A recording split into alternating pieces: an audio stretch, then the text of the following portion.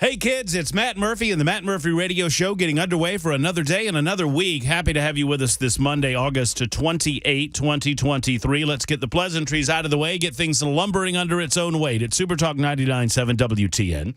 It is our episode 408 of these proceedings on these airwaves. We also have other places that you can listen. You can obviously stream the show at a variety of different platforms. Really, anywhere there's internet streaming, you can find us on Supertalk 99.7 WTN. You can also find us on Supertalk TV. That is YouTube, Facebook, Twitter, Twitch, all of those platforms hosting a little get-together. Hello, how's my camera looking? Is that all right? Am I looking good over there, Belle?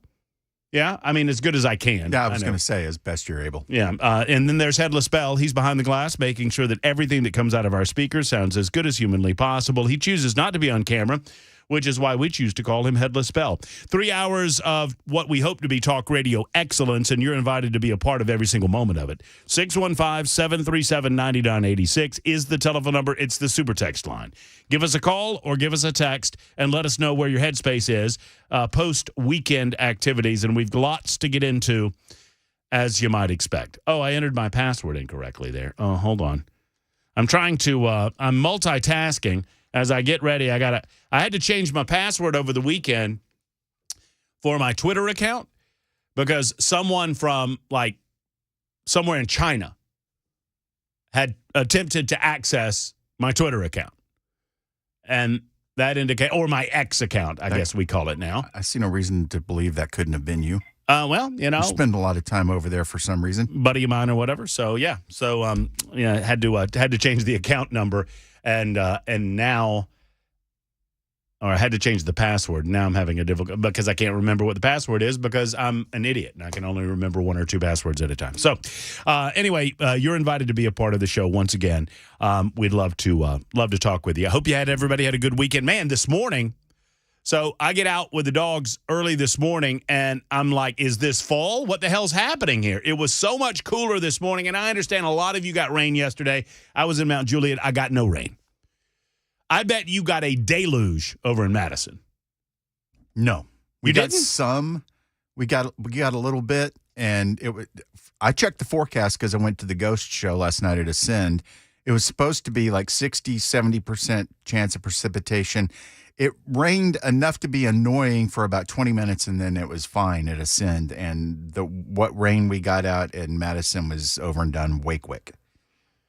Yeah, I guess it was probably south of you, down south of the city. There was a lot of red that I saw on the map, and I was planning on taking a little motorcycle ride in advance of my scheduled trip for my birthday, just to make sure the bike's functioning properly. And I said, no, thank you. Instead, I cleaned out my truck. Anyway, hope everyone had a wonderful weekend. So in Jacksonville, Florida, there was tragedy this weekend, which has been much discussed on the major mainstream networks. I want to offer a thought or two about it. If you've not heard about certain details out of Jacksonville, Florida, anytime someone is of an evil mindset and for whatever reason within their minds, and in this case, apparently it had a lot of racism involved in it, for whatever reason, we try to make sense of the senseless. We cannot.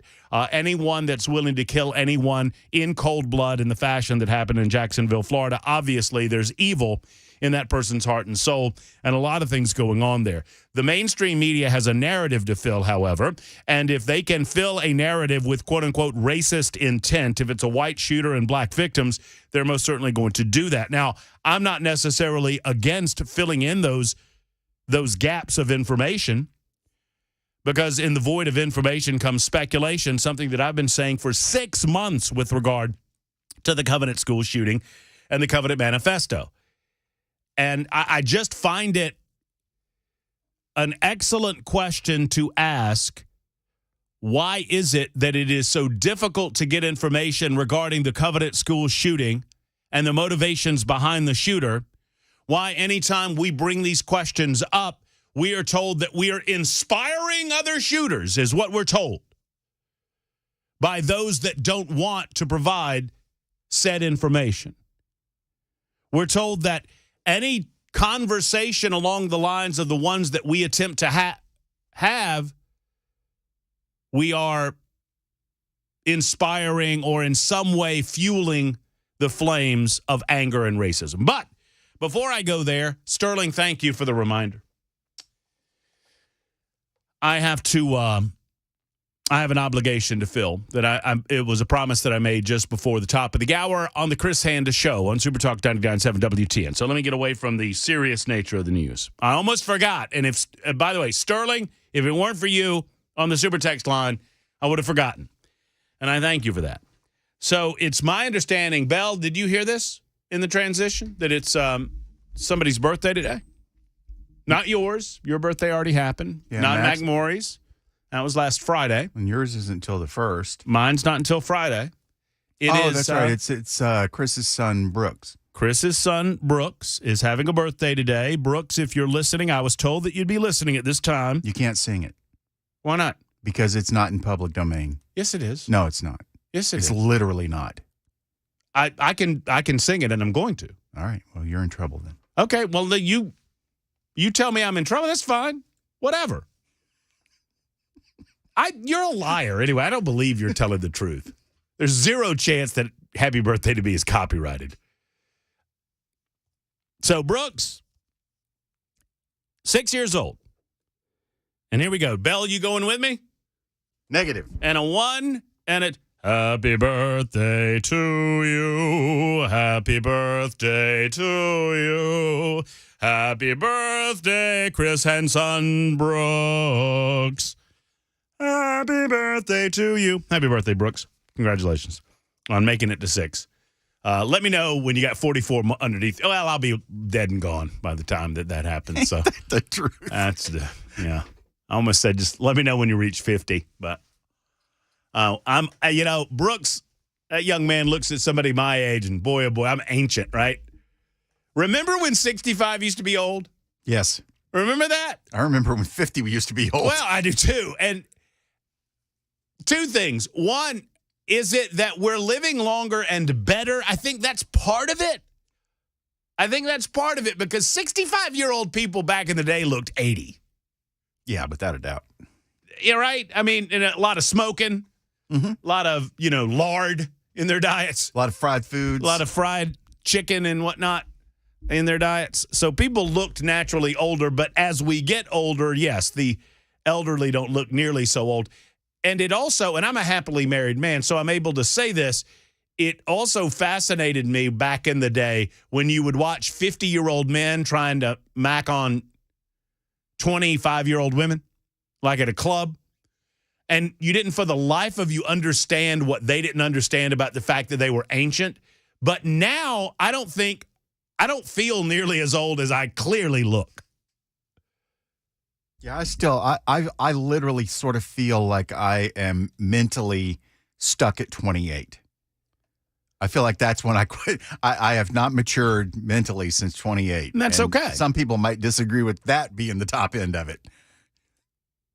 Yeah, no, I get it. I mean, yeah, I feel the same way. I mean, I feel mentally like I did when I was 28 years old. Now, my knees and my back and portions of my body would tell you that things have changed considerably. They will disagree vehemently. Yeah. They're going to disagree with my brain, but my brain there is steadfast in its belief. So anyway, hope that Brooks enjoyed that, and I hope you enjoy your 6th birthday. I'm sure that Mom and Dad have lots of big plans for you, Brooks.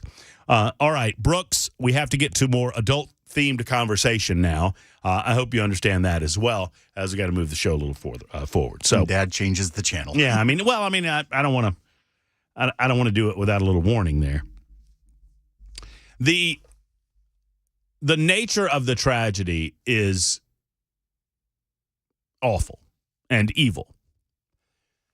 And I'm going to go over some of the details as to what happened and what is universally being described as a racially fueled killing Saturday at a store in Jacksonville, Florida. My purpose is not to wallow in the evil, but I do think it's important that we catch some of you up that may have missed the story over the weekend in order to engage in a conversation about it in an informed way. The difference in the treatment in the cases is noticeable and intentional.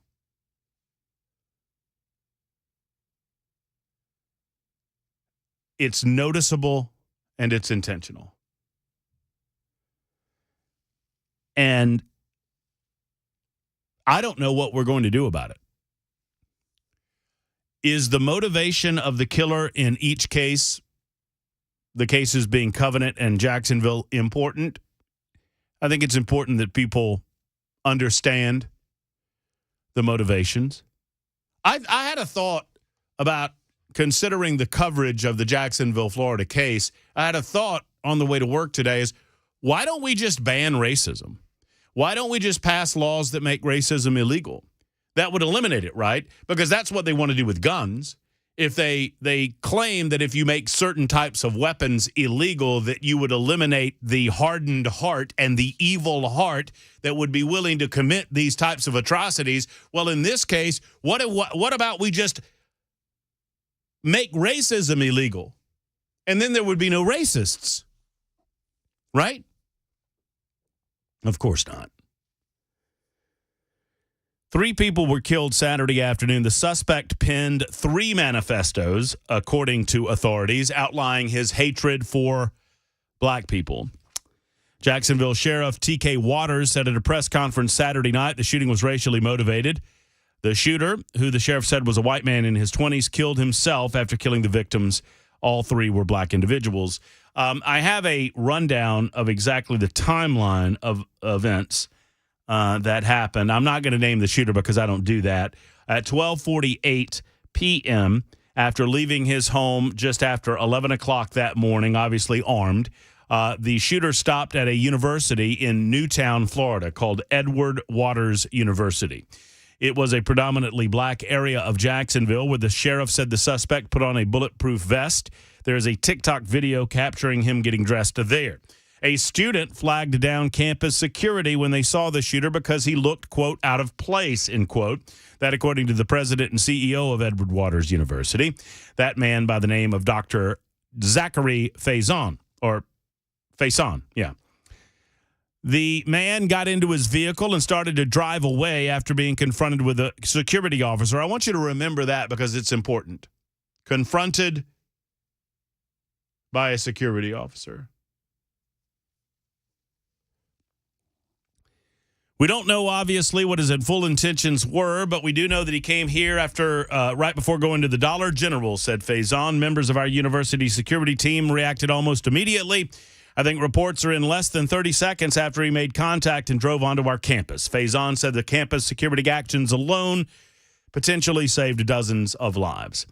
Sadly, the individual gunman was not dissuaded by his aborted attempt at the university.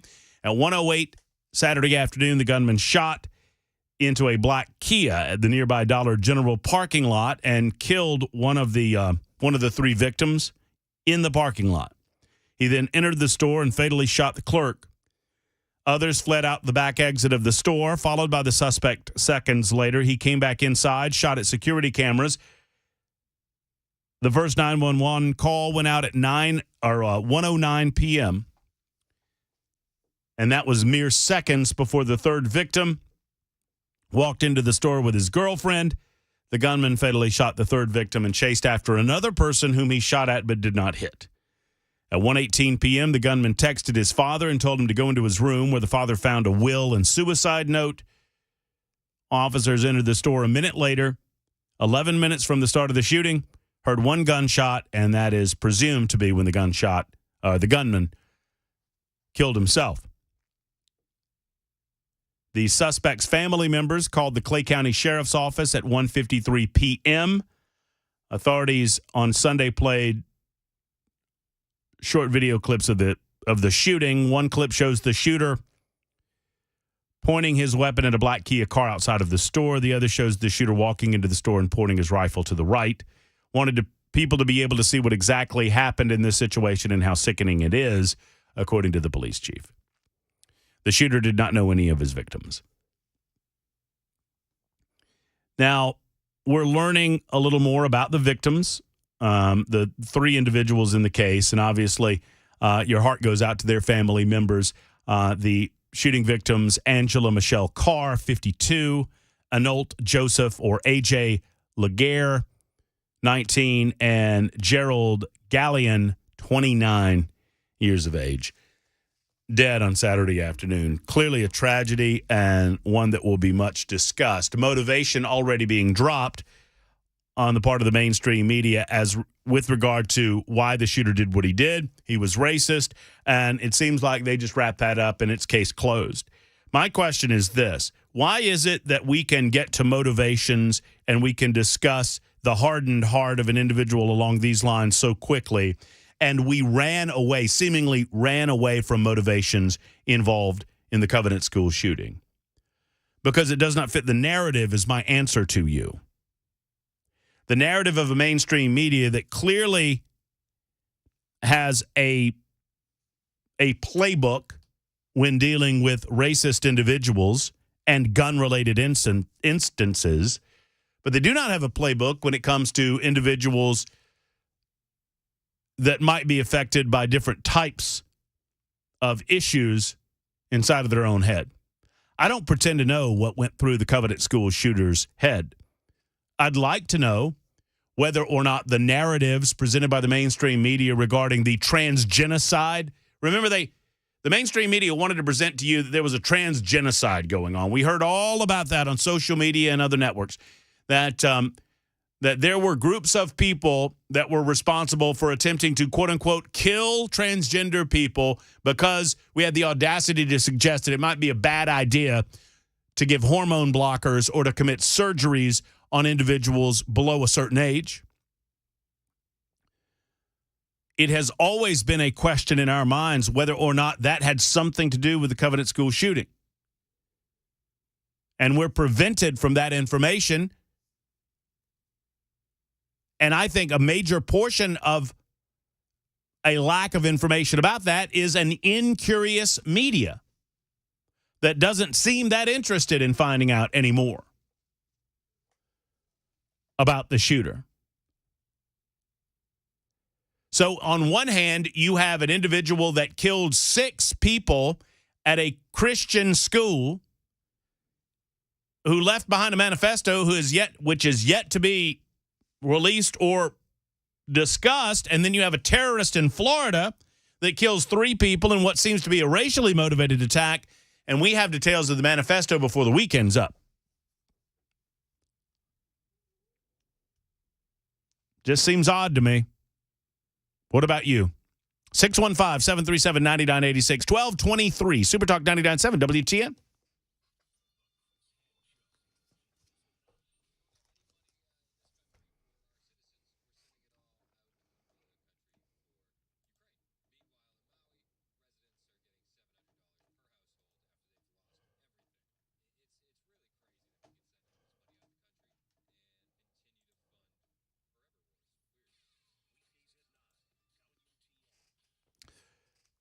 Efficient Heating and Cooling. Jeff Eddy is the head honcho over at Efficient Heating and Cooling, and it can be hard to find somebody that you trust when it comes to large home repairs like your AC or your heating unit. Well, I trusted Jeff Eddy. I trust him not only in my home, but I trust him to do the right thing, and he instructs his certified technicians to do the right thing when it comes to advising you and leaving it up to you. And that's what it's all about, right? They're not going to tell you you need a unit when there are other options. They'll tell you what those options are and allow you to make decisions on your own. For example, if your AC is not running up to snuff, can you maintenance that unit? Can you get another year out of that unit, or is it time to replace it? Is it time to go ahead and maintenance that heating unit? I think it is, because before you know it, the cooler conditions will be upon us late September, early October, and it'll be time to turn that thing on. Did you know that you can get your unit maintenance for $125 or less thanks to Efficient Heating and Cooling? And that doesn't matter how many units you have at your residence. That's the upper price point. Efficient also offers free financing when it comes time to replace. They're a diamond contractor with Mitsubishi Electric and an Elite Pro partner with the Rheem. EfficientHVAC.net is the website. Go there, EfficientHVAC.net, or 615-784-4424, 784-4424 for Efficient.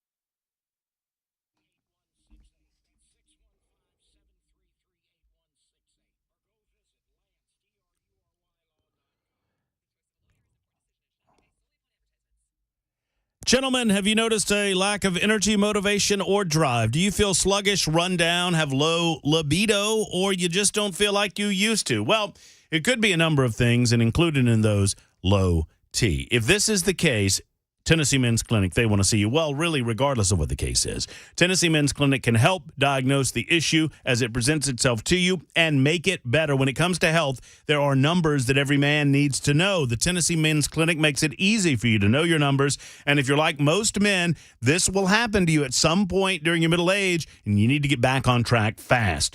Treatments can truly change your life. Most men experience higher energy, better gains at the gym, better mental clarity, improved sleep patterns. You might even notice increased libido when you go to the Tennessee Men's Clinic. I encourage you to schedule an appointment today at the Tennessee Men's Clinic. TennesseeMen'sClinic.com. 2 locations to serve you. One's in Midtown Nashville, the other in Cool Springs in Franklin. 615-208-9090 is the number. That's 615-208-9090. Speak to a representative and schedule that appointment today, or go to TennesseeMen'sClinic.com.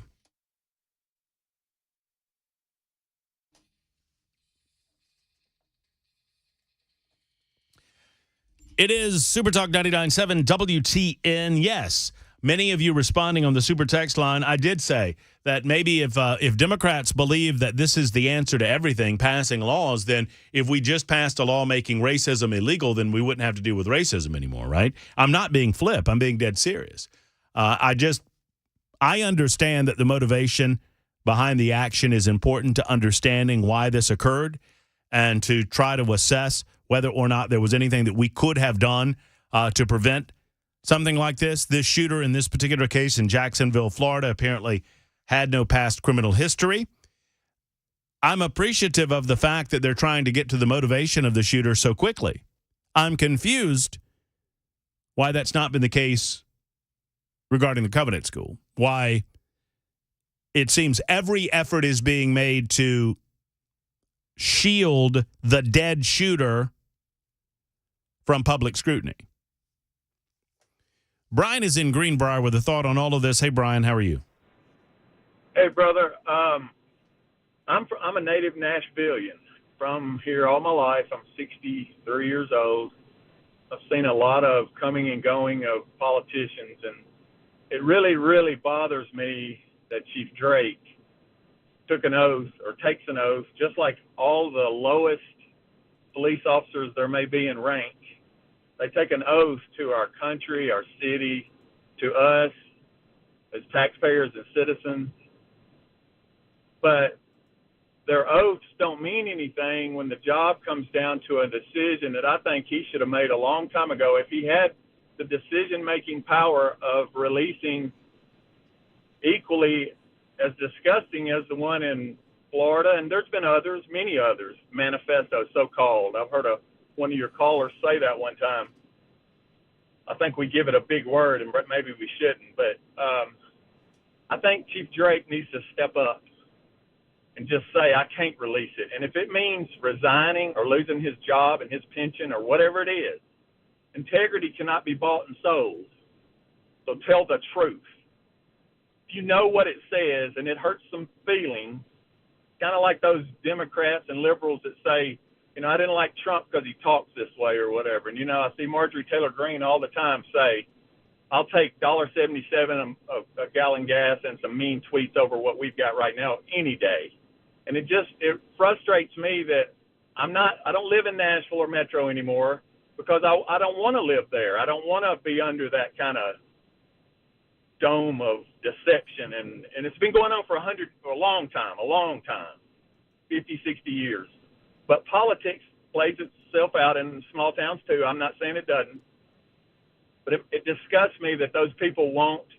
And I'm not saying that we even need to know what went on in the manifesto, but tell us what you can tell us, It's like you said, we need to know the motivation. We need to know. Well, and that's all as far as I got a lot more to say.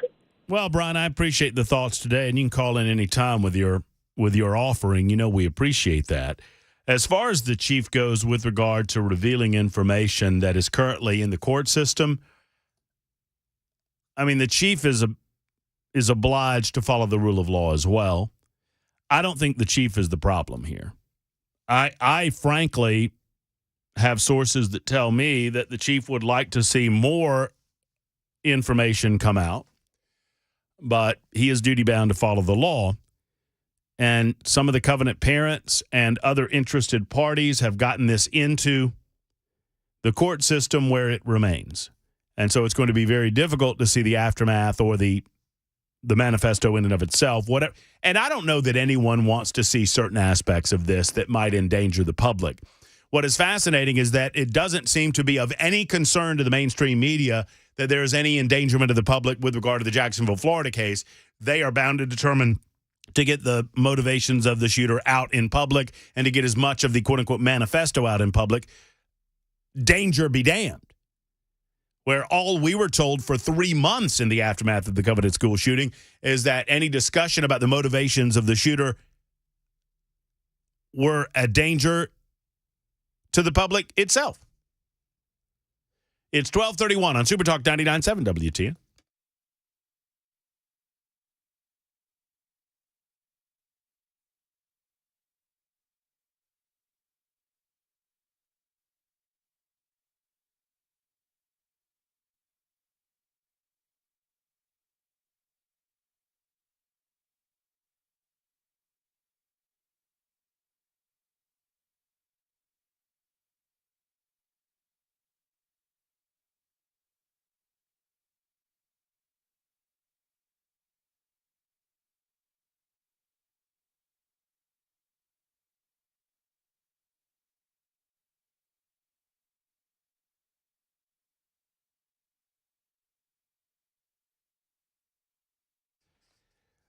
Ladies and gentlemen, the world-famous Glock store is available for you on Airlane Drive just off of Elm Hill Pike. It's one thing to purchase a gun. It's one thing, and I appreciate those that have at the world-famous Glock store. They have a great selection, not only of Glock handguns, but of handguns of a lot of different types and sizes. They have long guns as well. A huge selection of firearms, accessories, ammos, and performance parts. But they also understand that that's just one part of the process in believing in the Second Amendment to the Constitution of the United States. The other part is getting trained and understand how to use your gun.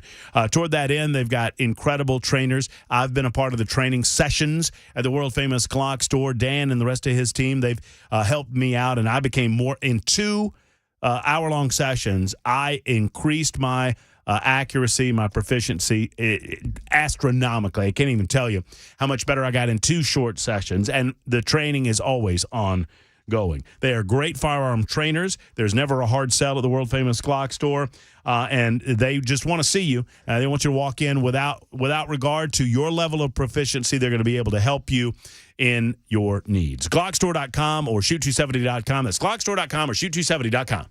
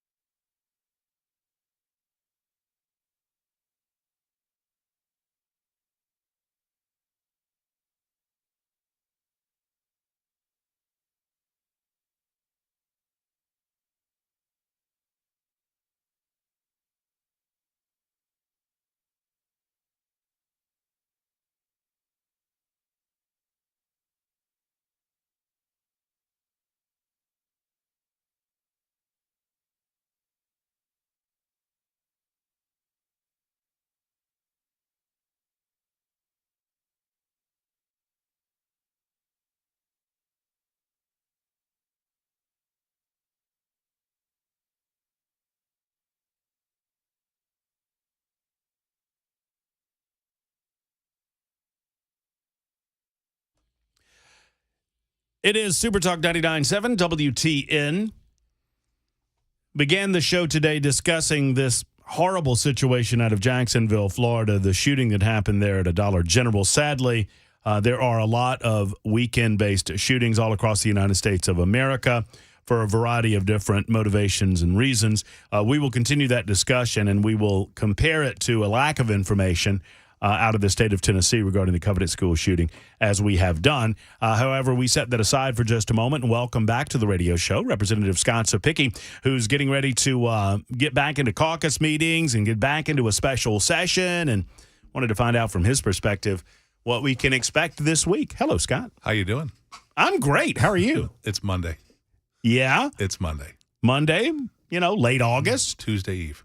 Yeah, I mean, I'm just wondering if all of you. I heard that, by the way. It's Friday Eve all day long That was on the from Mac Bell. Murphy Show. Yeah, see, I blame you on this. That was from Bell. He told me to do it. Did he now? Did you, Bell? Is that true, Bell? Oh, he's Bell's shaking his. He's lying. Bell's shaking his headless bell. Bell, the committee I have has subpoena power. Be careful.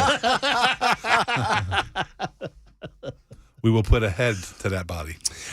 So we seem to be at loggerheads between the House and the Senate as to how to proceed. The Senate says, here's the three bills. It's 3 of the 5 that were presented by the governor.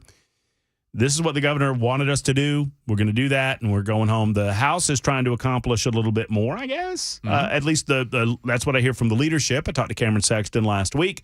What do you make of this impasse, and how do you see a way out? Well, I think what you're going to see we have a caucus meeting at 1 o'clock, and I would suspect that leadership's going to come in and tell us where the cards are on the table and decide as a caucus where we want to go from here. Do we want to just pass the governor's 3 bills and go home and continue on with our lives and then come back in January with the legislation that we have before us already?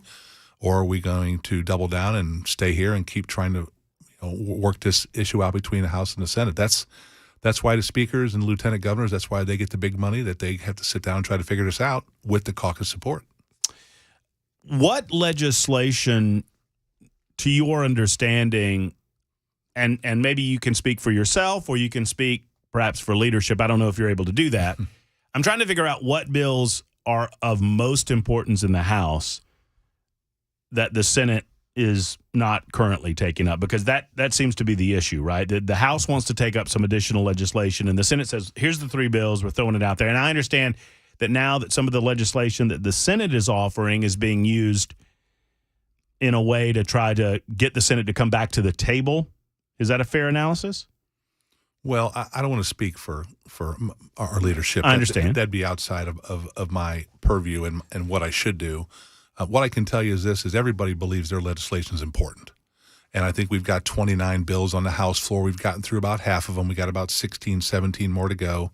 And that's what we'll take up today in session and continue on with that legislation. I think there's a lot of good things that is happening in Tennessee right now. If I could have a little latitude, I'd like to talk about a 3-part plan we're working on to protect our schools. It's pretty simple. The first thing is we passed at the end of special session, or at the end of regular session, we passed the SRO bill, which is $140 million to provide an SRO paid for by the state and the taxpayers across the state of Tennessee for every public and private school to make sure that we have law enforcement in every school. Representative Rudd has a bill that cleared our committee on Wednesday that said that we're going to expand that to school safety officers for retired military and honorably discharged and retired law enforcement, that if they want to take the same type of training as an SRO but not be law enforcement, that we would have more trained people able to enter into our schools and protect our kids. And then the last piece of the puzzle was Chairman Ryan Williams. He's got a bill on the House floor ready to go in January. It's House Bill 1202, that what that does is it gives teachers, principals, administrators the ability to, if they want to carry in our schools and protect our kids, they can, as long as they go through, just like the school safety officers, background checks, fingerprinting, mental health evaluations, take the 40 hours of post-certification to be trained, also take active shooter training to make sure that we have 3 different levels of individuals that are all trained, all ready to go to protect our kids in the event another tragedy happens. It feels to me, you tell me if I'm reading this wrong, that this is the state providing yet more avenues for local school systems, because what the local school systems, let's just use Davidson County as an example, they tell us that they don't have the personnel, that they're already short in the Metro Nashville Police Department, and based on that shortage, they don't believe that they could, even with the money, correct, they don't believe that they could get to the numbers that would provide SROs for elementary schools. It sounds like, short of mandating it, that you're trying to provide every opportunity for Davidson County and other systems around the state to have the individuals that are willing to step forward and say, yes, I will take the training and I will make myself available as an SRO. That is precisely what we're trying to do, is make sure that we have multiple options for our district to choose from to fulfill the need to protect the students in their schools. Now, the one thing we have said about every one of those bills, Matt, is you got to go through the training. You have to be certified. You got to do the background checks. You got to go through the mental evaluations to make sure that we have quality people that are in our school systems protecting our kids. We cannot allow just anybody with an enhanced carry permit to walk into schools with guns and say, I'm here to protect the kids, or in the event of a shooter, go running to a school with a firearm saying, I have an enhanced carry permit. It would cause absolute chaos in our school system. You saw the video from Covenant. Those officers were not worried about strangers being in there with guns. They were looking for a specific individual. Could you imagine if we had just willy-nilly that anybody could carry a gun and patrol the hallways? The pause it would cause with law enforcement trying to identify friend or foe. Yeah, you have to have structure. So this is what we're trying to do, is create structure in our schools, right? It's a great word. Structure in our schools to make sure that we have different levels of protection across the state of Tennessee. Did you consider, in your conversations regarding SROs in our school systems, did you consider the mandate? We did, but you know what? I think that we wanted to provide the ability. You're talking about the bill I'm running, and it's on the House floor That's today. right. It's had a unique outcome to this, believe it or not, because Representative Love, who's from Nashville, in committee on Thursday, let it be known that Davidson signed an MOU with the Sheriff's Department. Huh. How about that? And wait, a memorandum of understanding that they can put SROs into schools now. So is the Sheriff's Department, are they able to provide some of the personnel that the Metro Nashville Police Department says that they lack? That would be up to Chief Drake now, because now, from what I understand, is the MOU has been signed. We're still going to run the bill because the MOU can be revoked tomorrow. Right. But we're going to make sure that, hey, if you have the intent to sign this MOU, that you follow through with it. And even if you don't, Metro Nashville schools, law enforcement has the ability to do it. And just to clarify something you said at the beginning, right now, as the rules are today, that you have to be a police officer, an active police officer, in order to act as an SRO, correct? That's correct, yes. And this would open up the ability for retired officers or other retired individuals, military individuals, to come forward, go through training, and to present themselves as SROs. Including teachers, principals, and administrators. No, I think it's a great bill, and it's running today. We got Tim Rudd's bill about the law enforcement and the military, and Ryan Williams' bill is already on the House floor, ready for January. There's another piece of legislation that I think is pretty positive that is obviously coming against the Senate blockade. I'll say that. I mean, I don't mean that as loaded language. That's just what it feels like it is. But the fire alarm bill. And that's Leader Lamberth's bill, right? Yes. What is your understanding about the fire alarm bill and what it would do? So what it does is, and we all grew up with it, fire alarm goes off, everybody lines up at the door, teacher goes to the back, make sure they're the last one out of the room, make sure everybody leaves, and the children, upon given the command, open the door, walk out into the hallway, and they have an assigned route that they take. Right. What we want to do is, when your fire alarm goes off, if all you have is a fire alarm, then you pause. Is it a fire? Is there smoke? Give someone the ability to investigate the alarm. Because when you pull the alarm, everybody knows which one it is. Run to there and find out, one, is it a horrible prank? Or is there something going on? Or pause, and do you hear gunfire?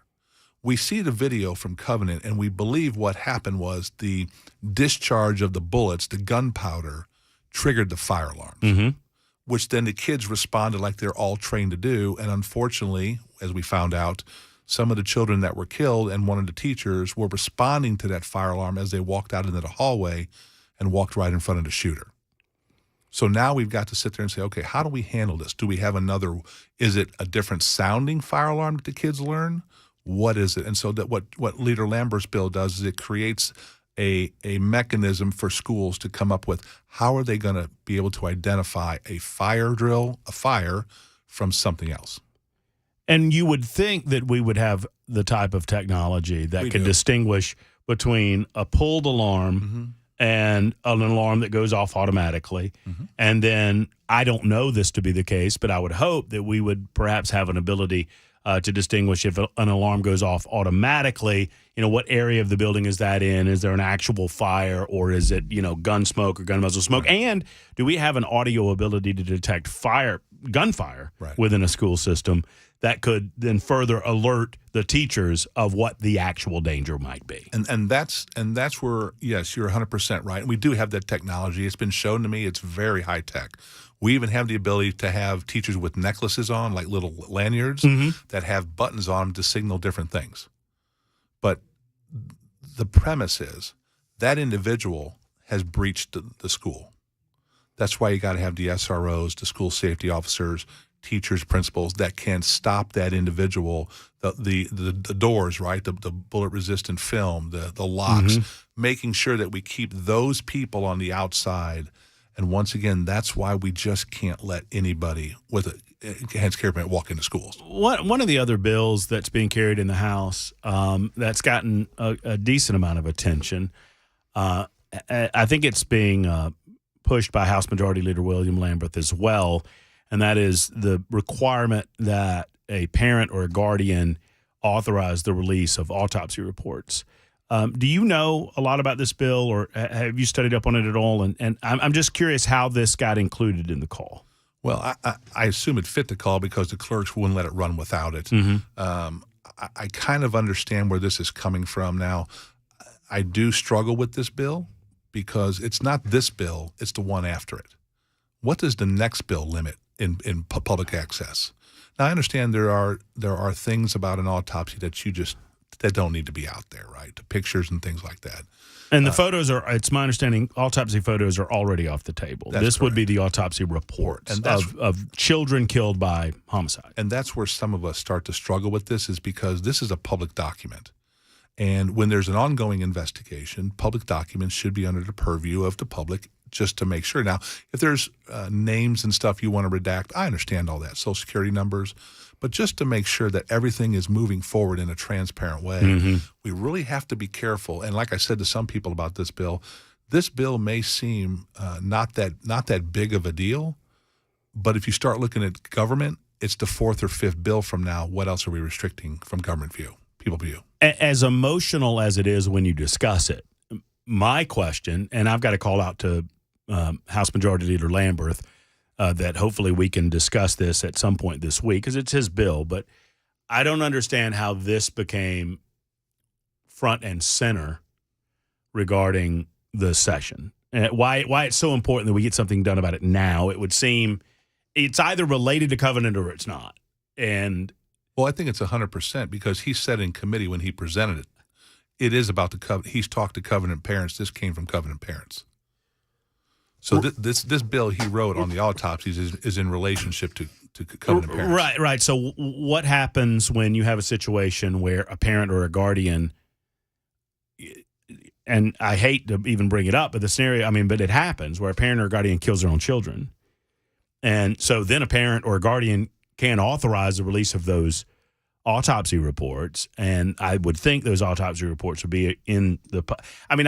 I understand that it's distasteful to discuss or to think about, but there are instances where it is in the public interest that these be made available to the public, and I don't understand why it's so important more broadly that we do this unless we're doing it for a specific circumstance in a specific situation, and I don't know that it's the job of the special session to pass legislation based on this specific instance that will cover the entire state of Tennessee for the rest of history. And that is a keen observation you've made there, and that's some of the questions that we've raised on this to the leader and other people about we have to be very careful moving forward. This bill has rule promulgation in it, so it's going to wind up at government operations where they're going to have to come out and say, here are the circumstances when you cannot hide this detail, and here are the circumstances when you can. Well, and once again, I mean, autopsy reports are by their very nature. I don't care who you're talking about. That you're talking about somebody that's dead, and so it's going to be emotional for the individuals that know that person or based on the circumstances surrounding the death of that person. Correct. It's always going to be emotional, but that doesn't mean. I mean, when the government starts shielding information from the general public, we've got to be very, very careful about where we allow that to go, which is kind of where you started in this conversation. Yeah, you have to tread very, very carefully where you're going because, like I said, I've been up here for 5 years, and I've seen a bill that comes forward, and it doesn't seem that bad, but then you get 3 bills later, and it gets really restrictive, and then you start going, wait, how'd this happen? And you chart it back to the... And there you go. Yeah. Thank you for stopping by today. My pleasure. I know you've got a 1 o'clock. I appreciate you, and keep us informed as to what's going on. Have a great day. In the special session. There's Representative Scott Soipicky. On the other side of things, Senate Majority Leader Jack Johnson will join us just after 1 o'clock to talk about the activity over there and the impasse between the Senate and the House. That's coming up on Super Talk 99.7 WTN.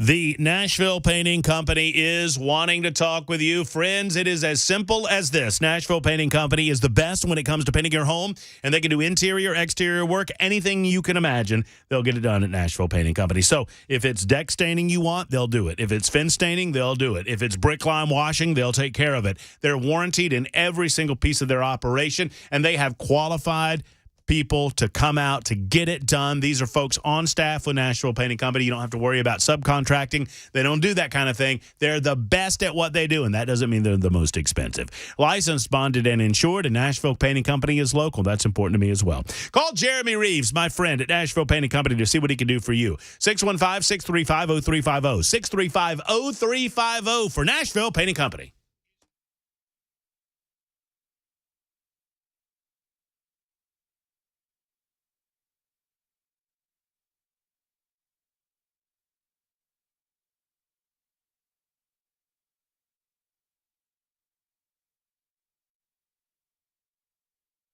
It's like,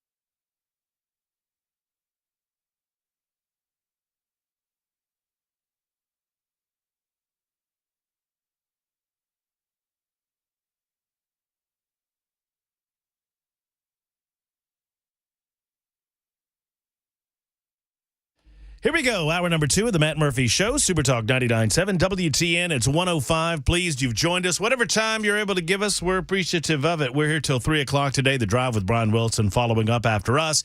I failed to mention that it's episode 408. I got, did I say that? You said that, yeah. Did I? Okay. Well, it is. And we have our good friend, Senate Majority Leader Jack Johnson in studio with us. And so without further ado, we'll get into the conversation, get into a dive on the special session, one that I was told, everybody that I talked to, including Jack Johnson, said, you know what? If we're here beyond a week, something has gone amiss. I don't know that I'm quoting you directly, that's very close. But I think that's pretty close. Hello, Jack Johnson. How are you? Hello, Matt Murphy. Good to be with you. Has something gone amiss? Well, I would say so. I've participated in a number of special sessions. They are typically a 3 or 4 day affair, very limited in scope, a very finite number of bills, pieces of legislation that are to be considered. They are typically presented well in advance of the special session. So there's lots of time leading up to that 3 or 4 day period where you can look at the legislation, you can study it, you can talk to constituents, you can meet with stakeholders. And then by the time you drop the gavel to convene the special session, pretty much everybody knows where they are. You know if you have the votes to pass it. And so the special session itself ends up being more of a formality, 3 or 4 days, get through committees, and then you're back out. And that's just not what this has turned into. It feels as if the Senate and the House, and I've expressed a little, mild frustration about this, but it feels like we're on different pages as to what we're trying to accomplish. Do you think that's a fair assessment of what's going on? It is a fair assessment, and I think we've been on different pages for some time. The Senate has been very consistent, I would say, over the last 2 months, 3 months. The governor announced right after we adjourned the regular session that he was going to call us in. A date of August 21st was established. I think the Senate has been very consistent in saying, hey, we're not really sure a special session is needed, but certainly if it is going to take place, it needs to be very narrow in scope, very limited, like any other special session that we have. This one has turned into something far different. So I had this speaker on last week, and we were talking about the different vision for the special that the House has versus what the Senate has. The Senate, as you mentioned, has been limited in scope, and it seems that you guys have been consistent in what you believe you've been called to do. And, some of you, let me ask you this. Let's start here.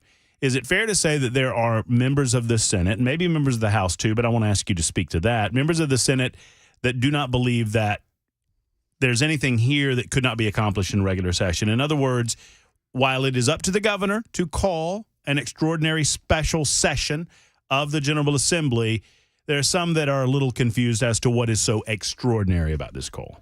That is a very fair assessment, and there are a good many members of my caucus in the Senate that feel that way.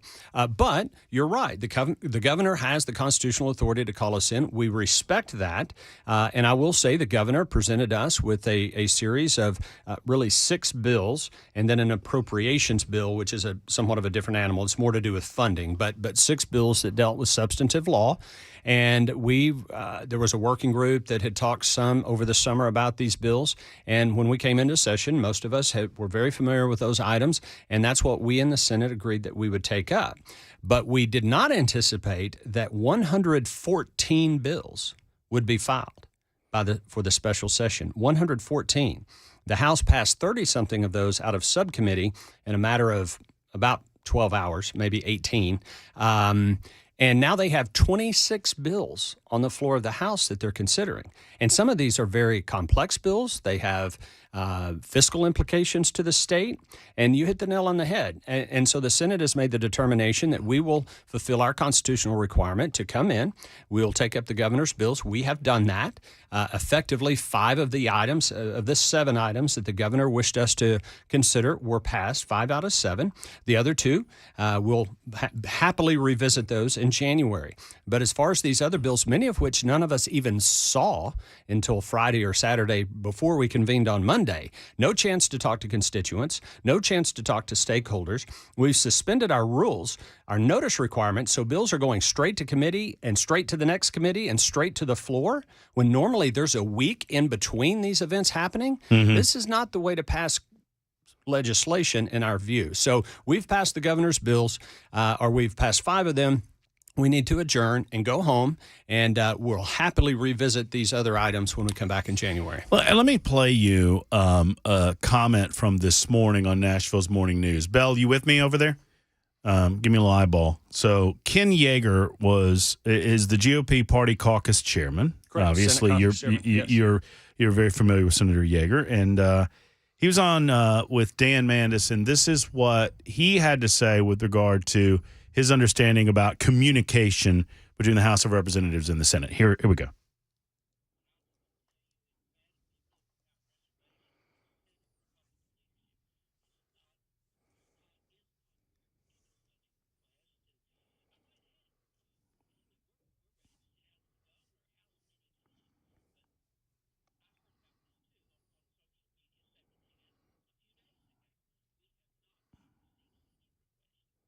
That was regarding a request for the House and the Senate to sit down along with the governor's office to talk about the impasse. Here's how the Speaker of the House responded to Senator Yeager this morning on Nashville's Morning News.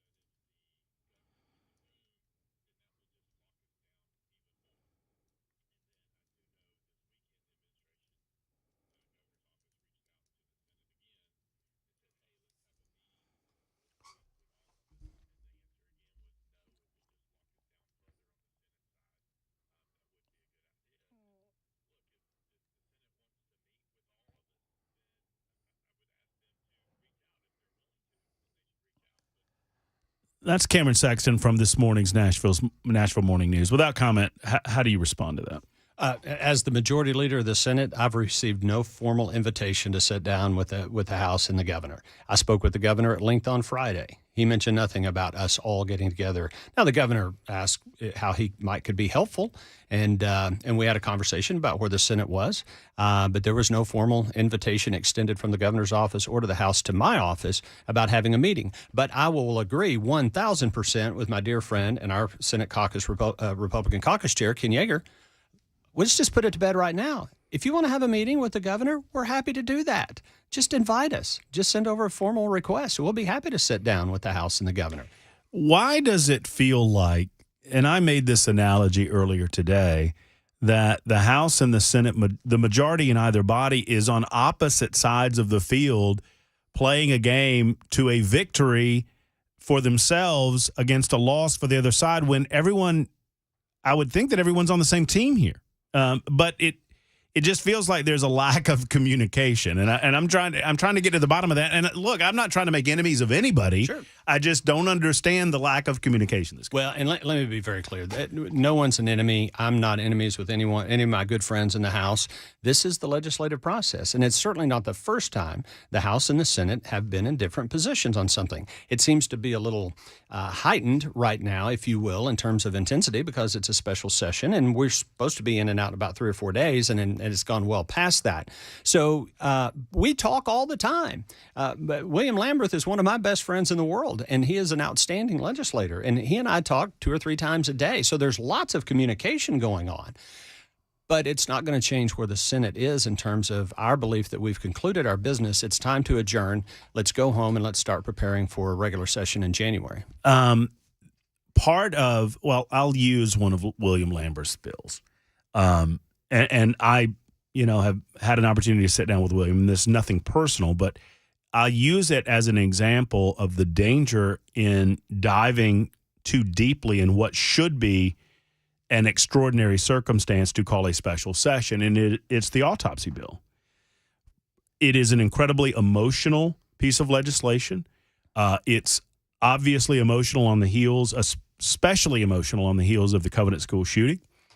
But there are a lot of considerations about what this means down the road and in different circumstances, I don't know that this is the type of legislation that you want to fast track over a period of days, what ought to take a period of months to consider, to get public comment on, and to understand the full implications of passing a law such as this one. Sure. And full disclosure, I'm the Senate sponsor of that bill. Well, I mean, I filed that on behalf of Leader Lamberth.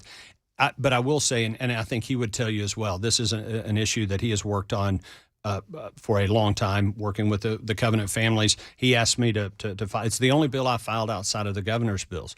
But I think you're right. And as the Senate sponsor of that bill, I've met with the Covenant families, and I respect their passion about it. But you have had some people who have brought up some concerns, some in my own caucus about that particular bill. And so I have more or less put it in the category with the others that I think it's probably something that is best deliberated in January. Mm-hmm. But again, I really applaud Leader Lamberth for the work he's done on that. But it's a good example of why we shouldn't go into a special session that lasts 3 or 4 days and take up dozens of bills. That's not the way a special session works. So the governor had 6 plus the appropriations. Correct. And of those, the Senate passed 3. We passed 4, three of the substance and the appropriations. And again, there was a 5th bill in there that, upon conferring with the department that brought us the bill, was not necessary. We might need to revisit it in January, but they don't need it. They came to us and told us that, so we were able to take that one off the table.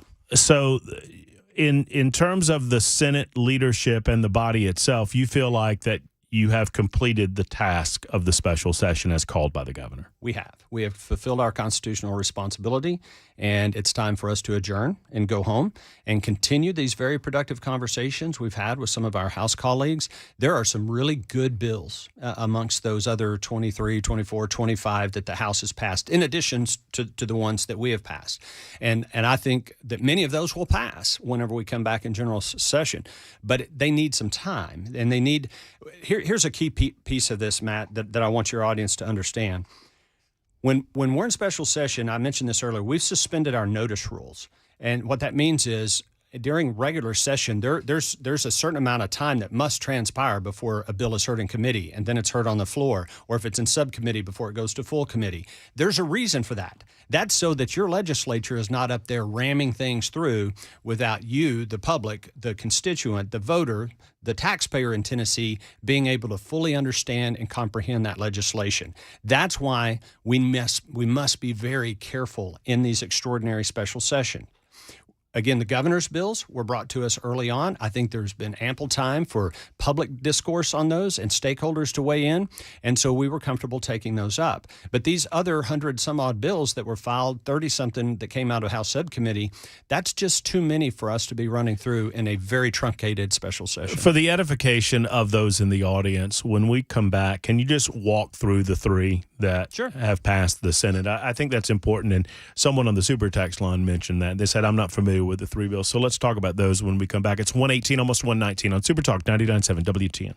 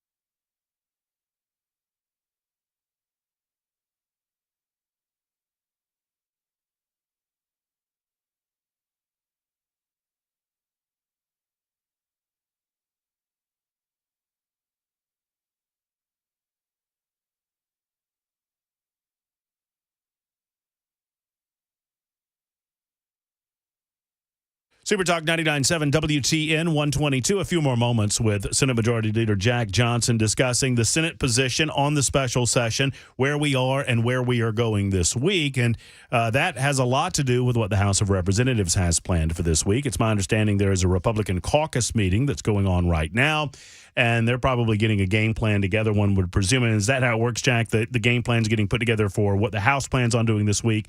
Over on the Senate side, that's just kind of a wait-and-see approach because both bodies have to decide to gavel out of special session. Is that correct? That is exactly right. We go in on the floor this afternoon at 4 o'clock. The House goes in at 2. Again, we believe we've completed our business. We passed the governor's bill, or 4 of the governor's bills. Those are now over on the House calendar. We have to wait to see if they amend those in any way, in which case we would have to contemplate their amendments. So there's no more business for the Senate to transact other than to wait for those bills to come back from the House. And this is kind of weedy in terms of how the sausage is made. But it's my understanding that there is a consideration on the part of the House to amend at least one of the bills in order to pull the Senate into conference committee, where they think they could open the Senate back up to considering some of the bills that they would like to see passed that the Senate has decided to pass on during the special session. Have you heard that, and what is the reaction to it? I have heard that there's an amendment filed on the human trafficking bill. This is a very important bill. Our mutual friend Aaron Goldbergson with the Tennessee Faith and Freedom Coalition has worked very hard on this, was instrumental in getting the governor to include it in the call, and I really applaud he and the governor for doing that. And it is time sensitive. This is a good example of a bill that makes sense for us to consider. We want a report from the TBI on December 1st relative to where they think the scourge of human trafficking is in the state of Tennessee, so we can have that in advance of our session, which will begin in January. So it's a good bill. It makes sense. It makes sense to be considered during the special session. It's time sensitive. That report from the TBI, according to the bill that was filed, that the governor asked to be filed, I was the sponsor of it, along with Chairman Ken Yeager. That report is due on December 1st, and it's to be delivered to the governor and both speakers of the legislature, the Speaker of the House and the Speaker of the Senate. The House has filed an amendment. They haven't adopted it. That would simply say that report will only be delivered to the Speaker of the House and not delivered to the Speaker of the Senate or the governor. Now, that's what that strikes me as is a very petty, irresponsible thing to do on a very important bill. So I'm hopeful that the House will realize that how that looks, that you would jeopardize a bill so important relative to human trafficking by simply poking the governor and the Speaker of the Senate in the eye and saying that report's only going to be delivered to our Speaker. So I hope the House doesn't entertain that amendment. Okay, that smacks to me of somebody wanting to elicit a reaction. And I'm wondering what the reaction would be. Would you think it would be getting you into conference committee? Is that right? I mean, because obviously I can't imagine a world where the Speaker of the House would think that the TBI, right, Tennessee Bureau of Investigation, would present a report only to the Speaker and withhold that report from the Senate or from the governor's office. And by the way, it's a public document, so exactly. So again, the amendment has been filed. It's not been adopted. It's not been moved or seconded. So maybe it was a mistake. Maybe there was some. I don't know. I don't know what the motivation of even introducing that amendment was, but there is that amendment out there that's pending. Once again, this seems like, and I'm not trying to pull you onto the dance floor in regard to speaking ill of the other body, but that feels like a maneuver where I'm playing chess against someone, not playing with someone to further or advance good legislation that is important to the state of Tennessee. Well, again, I hope that they don't take the amendment out. We can have a good, reasonable disagreement about what should and should not be considered, and I don't think ill of any of my House colleagues for feeling differently about that, be it Speaker Sexton, Leader Lamberth, or anyone else. I'm really good friends with all of these folks over there, and they're some of the finest people you'll ever meet. But we just have a fundamental disagreement about how this special session should be treated, so we've got to come to an agreement on that. I think the Senate is where the Senate is, and we've completed our business. So happy to have a conversation with the House about how we move forward towards January and these bills that we want to prioritize at that time. Because of the disagreement about what should and should not be brought up, this seems like they're using the good legislation that everyone agrees on as a pick to get you to open up to discuss that other legislation that you don't feel like should be taken up in a special session. That's what it feels to me like. If they contemplate and pass this amendment on that bill, that's exactly what's happening. That has not happened yet. Okay. And so I'm very hopeful that it won't. Amendments get filed for various myriad of reasons, and that's okay. It doesn't mean that they have to actually be taken up and be taken seriously. Let me just say this. Pass the human trafficking bill. Pass it as we sent it to you from the Senate. It's a good bill. We need to get that to the governor. We don't need that coming back to us on a message calendar or ultimately going to a conference committee. And just to reiterate what Jack Johnson has already said, why is this so important now? You get the investigation rolling. You get the report out by December 1st. That gives the General Assembly the opportunity to handle it next regular session, to do what is necessary to eliminate or to reduce the amount of human trafficking going on in the state of Tennessee. And you do that during the regular session. This bill gets held up. It gets passed in the regular session. The report's not out until what? Next summer. Possibly. And then you're dealing with it in calendar year 2025 as opposed to the next regular session. Do I have that right? That's exactly right. And I want to be clear. I don't think any of my friends in the House ultimately want that to happen. We are in broad agreement. The Faith and Freedom Coalition, they hosted a press conference. It was attended by numerous House members and senators. There were others that wanted to be there that had other commitments, but it was a real show of unity. Even though we may be divided, we came together in unison and stood on that stage and said we are committed to bringing a robust package of legislation next year to fight human trafficking. We need this report in order to make that happen. The other two pieces of legislation passed by the Senate. Talk to me about those two. So one was to codify the governor's executive order relative to how background checks are performed. If you're convicted of a felony in one Tennessee county, and if you're not incarcerated, you should not be able to pass the background check, because if you're a convicted felon, you are rendered ineligible to purchase a gun. That information should be transmitted timely. It's already enforced now by a governor's executive order. We need to codify that. We don't like having statutes saying something different than what a governor's executive order says out there. So that's one bill. The other bill is relative to safe storage of weapons with no punitive measures or penalties involved, but to do a PSA campaign to encourage safe storage, to reinstate the sales tax exemption on gun safes, gun storage devices. This is a really strong message to responsible gun owners out there to say, make sure you're safely storing your weapons. But we're doing it with a carrot and not a stick. Gun ownership is a right, but it also comes with a certain level of responsibility. That's exactly right. That is expected. And I want you to offer a thought on this. Has the Senate seen any disruption? I understand the Senate and the House are two very different bodies. But the Senate has a gallery. Have you seen any issues? I know that your rules in the Senate are slightly different from the House. A lot of them overlap. But you kept the same rules in the Senate. Leadership kept the same rules in the Senate as they had in the regular session, right? That's correct. We did. Did you see any additional disruptions in the Senate? We did not. And let me say this. We have had folks up there, and we welcome them, even when they're protesting us. I remember, I don't remember if it was Ronald Reagan or someone who said, it was looking out at a bunch of people protesting outside the White House, and he said, I love that. Somebody said, Mr. President, they're protesting you out there. They hate your guts. And he said, that's what makes America great. They can do that, and they're not going to be arrested. We love having people at the Capitol, whether they support us or they're opposed to us. We have had lots of people in our gallery, but they have been respectful. They've been civil.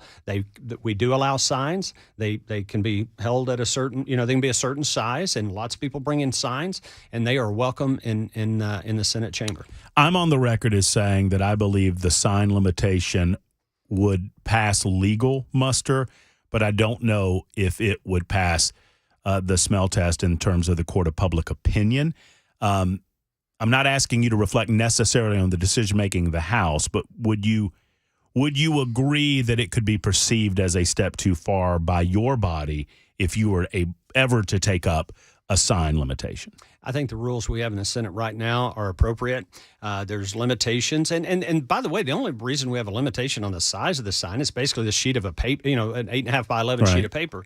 And that's just so you're not obstructing the view of other people. Yeah, if you get a big poster board out. You're going to blind, then they get to fighting with each other. Right. So you can bring a sign, but it can't be beyond a certain size. I think that is reasonable. And I'm glad that we left our Senate rules. Are there any content restrictions on the sign? Yeah, that's a great question. I'm not aware of any. I don't know of any. If you had something profane or something, right? I mean, curiosity gets the better of me because I said last week that I understand from a legal perspective how you might be able to limit it. The Congress of the United States of America limits the ability to bring signs into the gallery. They're also a ticketed body too, which I delved into over the weekend, but. Curiosity gets the better of me about content restrictions because, there are other people in the gallery and you want a family atmosphere in the gallery. Yes.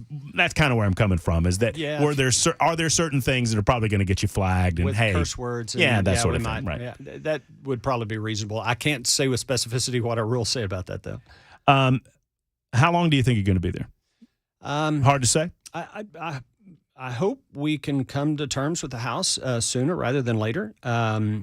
What you said in the opening is absolutely true. If this session has spilled over into a second week, that's not a good thing for anybody. So I think it's time for us to adjourn, complete the bills that we agree on, that were introduced by the governor. Let's get those passed and get them to the governor's desk. They're good bills. We haven't talked a lot about the appropriations bill, but significant additional funding in there for some very important things. And we certainly agree with that. The governor asked us to take that up. Let's get those things done and continue the conversation over the next couple of months. We'll start filing bills for the next session here in the next couple of months. It'll be here before you know it. And that gives us time to really think contemplatively about what those bills do. And I would say if there's any member of the House or if there's anyone associated with the House that feels like we've not been fair, all you have to do, tell me which bills the House is contemplating that are of such importance that they need to get done now as opposed to waiting until January. And I'm willing to listen to that, and I'm sure you are too. Sure, absolutely. Jack, thank you for the pleasure, time. Matt. Thanks. There's Senate Majority Leader Jack Johnson. We'll be back in just a moment. Super Talk 99.7 WTN.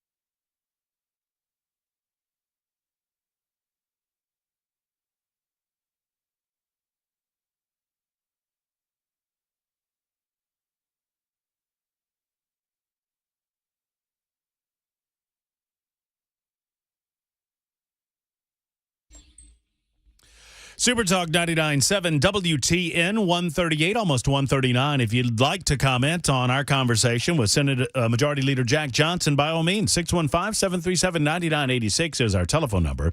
That's up and running and available to you, 615-737-9986. You can also communicate via the super text line, although I cannot promise that I will respond to you before Bell K gets to you. But I'll try. I'll do my best, but I'm busy. No? Nothing? You're not commenting? Not a thing. Some of you on the super text line want to know, I'm with the Senate on this. Enough is enough. Call it a wrap and handle what you have to handle during a normal session. James writes in and says the bill doesn't just affect the Covenant families. James, which bill are you referring to? Are you referring to the autopsy bill? Because if that's the case, yes, you're correct, and that's my consternation with it. It would not just affect Covenant families and the Covenant family autopsies. It would affect all families in the state of Tennessee, and it would affect circumstances involving different scenarios and a different set of circumstances involving the death of a young person. I think the bill is too complex to fast track it during special session. And then one of our other super texters, 7166, notes that former Governor Don Sundquist passed away over the weekend. Obviously that predates me in terms of my understanding of Tennessee politics. I've only been here about 2 years, but it is my understanding that it was under Governor Sundquist in his second term that the conversation turned to an income tax in the state of Tennessee, which is probably one of the biggest. You guys tell me if I'm wrong. Obviously, Super Talk 99.7 WTN, Phil Valentine, Johnny B., and others were a huge part of a push against the proposed income tax that led to its eventual failure. I'd be curious if any of you had any thoughts or opportunity to reminisce about that point in time. That was around, 2001, 2002, 2003, sometimes in the early 2000s. I could have my dates very wrong, but it's my understanding that Don Sundquist became convinced that an income tax was the only way to raise additional revenue. And obviously that was knocked down, and it was proven to be untrue as well. Now, that obviously doesn't reflect necessarily on the good name and character of Don Sundquist. I don't know about his tenure as governor. I'll leave that to those who were here. 615-737-9986. Let me just say about the Senate and the House impasse. I was on the record as not fearing this special session. There were some on the conservative side that wanted you to believe that the fix was in, and the governor and Johnson and McNally and Sexton were all on the same page with regard to red flag laws, even going so far, some of them, as calling this the red flag session or red flag special. And it was not that. I do believe the governor heard the message loud and clear earlier this summer. And for that reason, the governor did not present any red flag legislation or any order of protection legislation. He left order of protection in on the call, giving the General Assembly the ability to do something with it should they desire to. And the General Assembly did not desire to. They declined that opportunity. There was only one piece of red flag legislation that ever got to committee, and it was voted out of subcommittee as soon as it got there on the House side of things. The Senate never took anything like that up. But I have to side with the Senate here that you are present in the General Assembly at the pleasure of the governor. The governor has the right to call the special session. The governor determines what he's going to define as extraordinary. But you should only take those things up that are of an extraordinary nature. Now, 2308 has immediately responded, and I want to go ahead. Session's not over yet. 2308, you just trust me that those that are attempting to scare the crap out of you, that there's some red flag law that the fix is in, it's garbage. It's garbage talk. I'm telling you what I know to be the case. You will never see a red flag law coming out of this special session. Now, if that turns out to be false, there are people that have looked you in the eyes and lied to you. Yes. In leadership. Yes. That have told me directly that they will never let a red flag bill get out of the General Assembly. So I don't know what else to tell you. I mean, if you believe the fix is always in, how many times do you have to be proven wrong before you take anyway? God bless you. I understand 2308. The session's not over yet, but I'm telling you that no red flag legislation will come out of this session. No order of protection will come out of this session. And I've been saying that from the beginning, which is why I never feared the special session like some tried to get you to. That said, the Senate's right. And the House takes up a different position. Let's take advantage of this opportunity. After all, we're already here. Might as well get some of this stuff passed. Well, the Senate doesn't agree with you. They don't concur.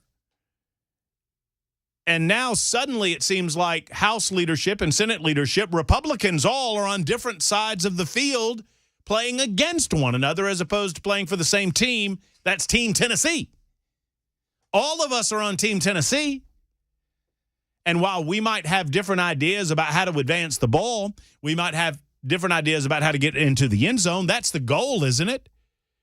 But sadly, the House and the Senate seem at loggerheads and seem to be playing against one another as opposed to in favor of Team Tennessee, which is where we're at.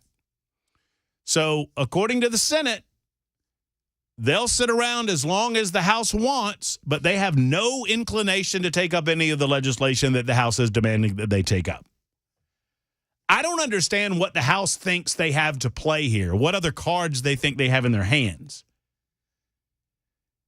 But until I'm presented, with all due respect to Cameron and to William and to other leadership, I think Johnny Garrett is the majority whip. With all due respect to you guys over there in the Senate, or rather in the House, what is so pressing of a matter that cannot wait until January? And if there isn't one, what are you doing? What are you doing? You're wasting time and money. 7889 says, Matt, it's concerning that a conservative was considering a red flag law. That's the point. No, I agree with you, but I think the state of Tennessee, and I'm well on record, that the governor presenting an order of protection as an alternative to, quote-unquote, a red flag law was immediately slapped down by the voters of the state of Tennessee. We discussed it throughout April into May, considering the call, and it was widely dismissed as a non-starter in the General Assembly. And we had on any number of legislators to that point. For me, it is not a non-starter because certain organizations say that it is. It's a non-starter because it is a direct affront to our constitutional right to keep and bear arms. Secondarily, that affront is made prior to me doing any action that would invalidate my constitutional rights, which is the entire premise of a constitutional right. I'm well on record on this, right?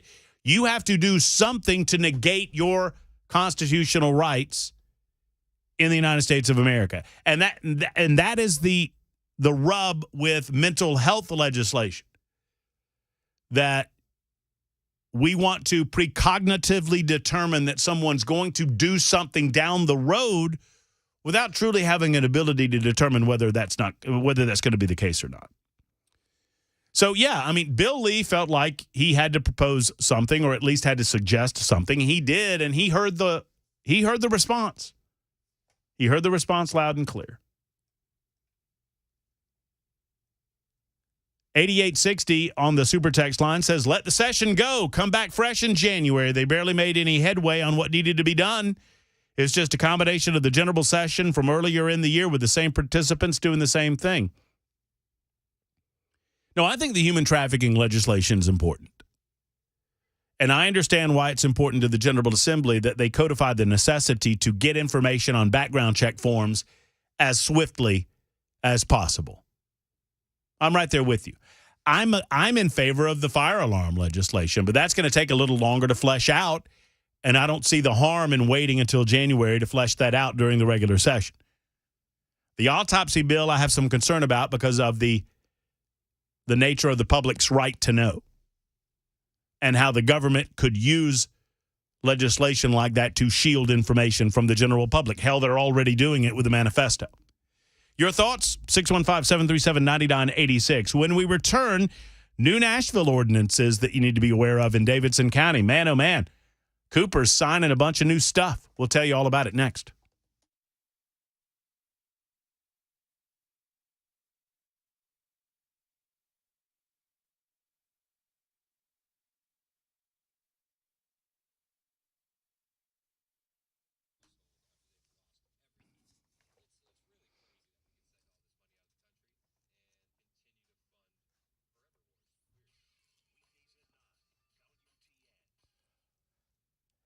Friends, PhD weight loss has now helped me lose 30 plus pounds. That is the best endorsement that I can give you. 30 plus pounds. I am halfway to my target weight, and I can tell you the difference it's made in my life is it's just the best thing that I've done, and it's the best program that I've ever been on. PhD weight loss. The name says it all. It is simply smarter than the other guys, and if I can do it, you can too. I love the structure. I know exactly what I'm going to have to eat right after I get off air. I know what's coming tonight. I know what's coming tomorrow morning. I don't have to worry about it, and I don't have to think on it because the structure is available to me. Thank you to Dr. Ashley Lucas and PhD Weight Loss and Nutrition System. I'm going to get to my target weight. I'm well on my way. 3 to 5 pounds for men every week, average of 2 to 3 pounds for women. And don't forget the guarantee. PhD Weight Loss guarantees if you don't get within 5 pounds of your target weight by the end of your program, they'll continue to coach you for free until you do. It's myphdweightloss.com. Once again, myphdweightloss.com.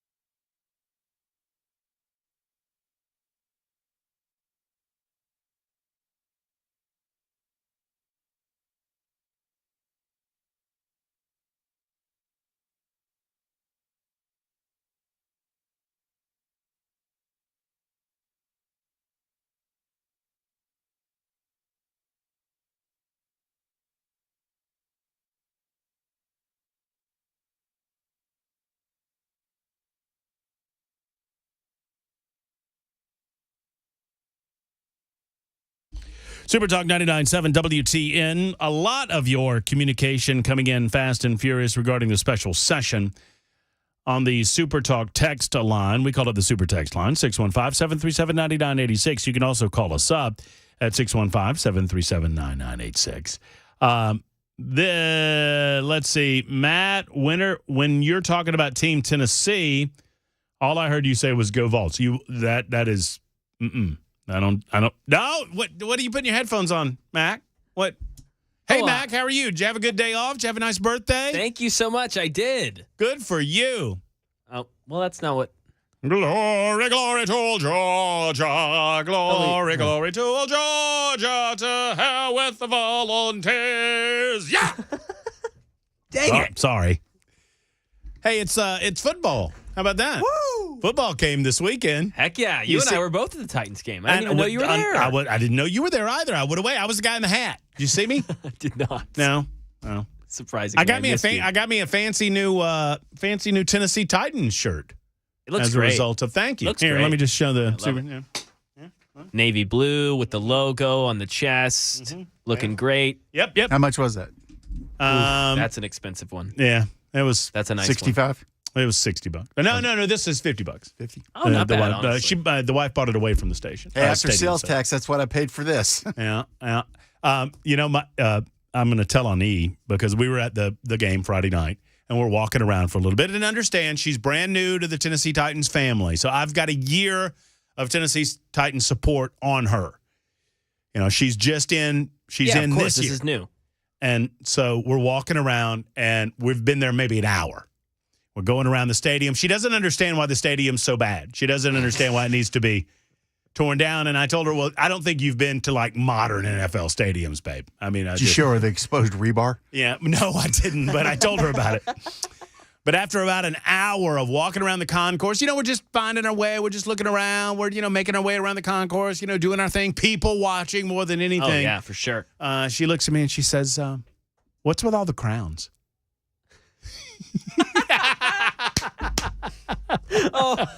I mean, it took her an hour. She says, what's with all the crowns? Why is everyone wearing crowns? Why is everybody wearing crowns? They're not the Tennessee Kings. Yeah. And I said, well, honey, King Henry. Yeah. Derrick Henry. player. We call him the King. He's really good. That's his kind of his nickname. Oh, she gets it. And then I reminded her that I bought Bell a crown last year that he put right atop his little head. Yeah. Or big head. I was going to buy E one of those chains with the big Titans logo on the end of it. And no, because we were shopping. We bought a T-shirt with the oil derrick on it. And it was good. We were in the official store. And I thought, this would be funny because I put it on. Oh, that's like a $12 funny. Ha, ha, ha. It would be $39. Whoa. $39. Gosh. And I loudly told somebody to cram that thing right up the old caboose. $39. He's not that big of a fan yet. What do you think this is? A hot dog? Back in a moment.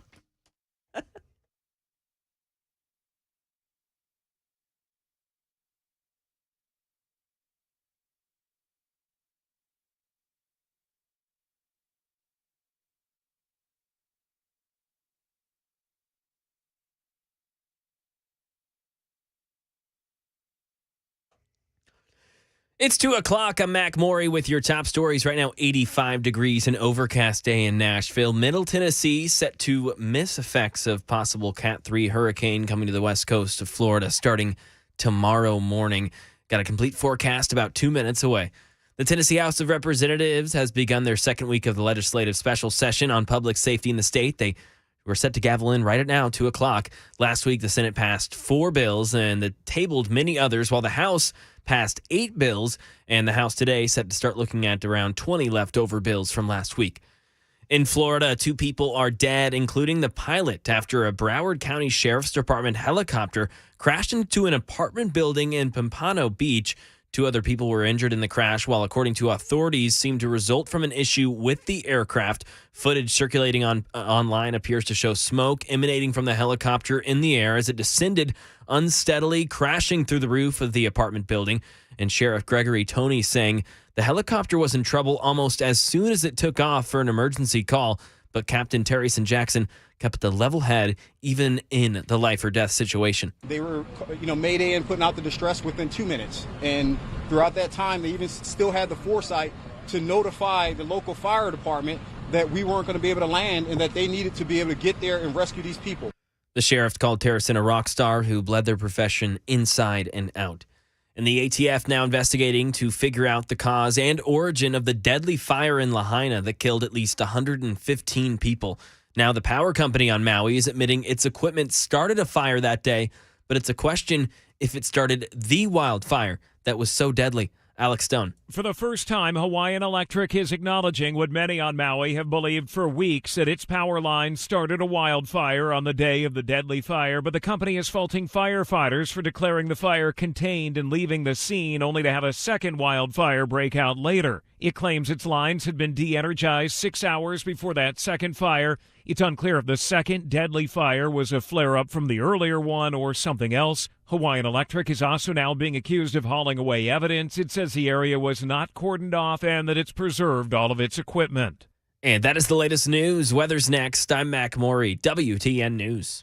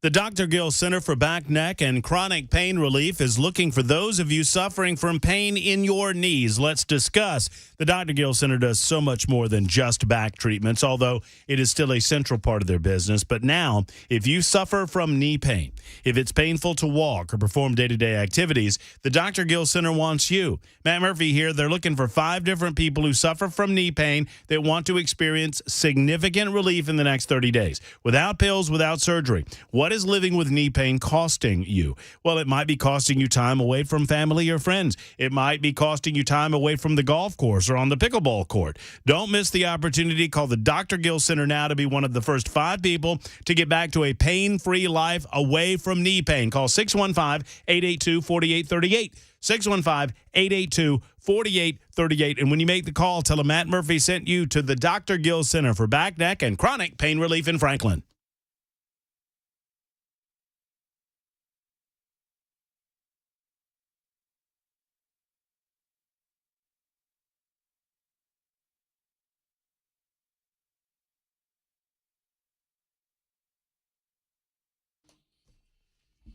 I want to get Mac Morey on top of this story. It's 2:05 and a good afternoon to you this Monday afternoon. Supertalk 99.7 WTN, a variety of platforms, not just the FM signal on radio, powering through Middle Tennessee, Southern Kentucky, Northern Alabama.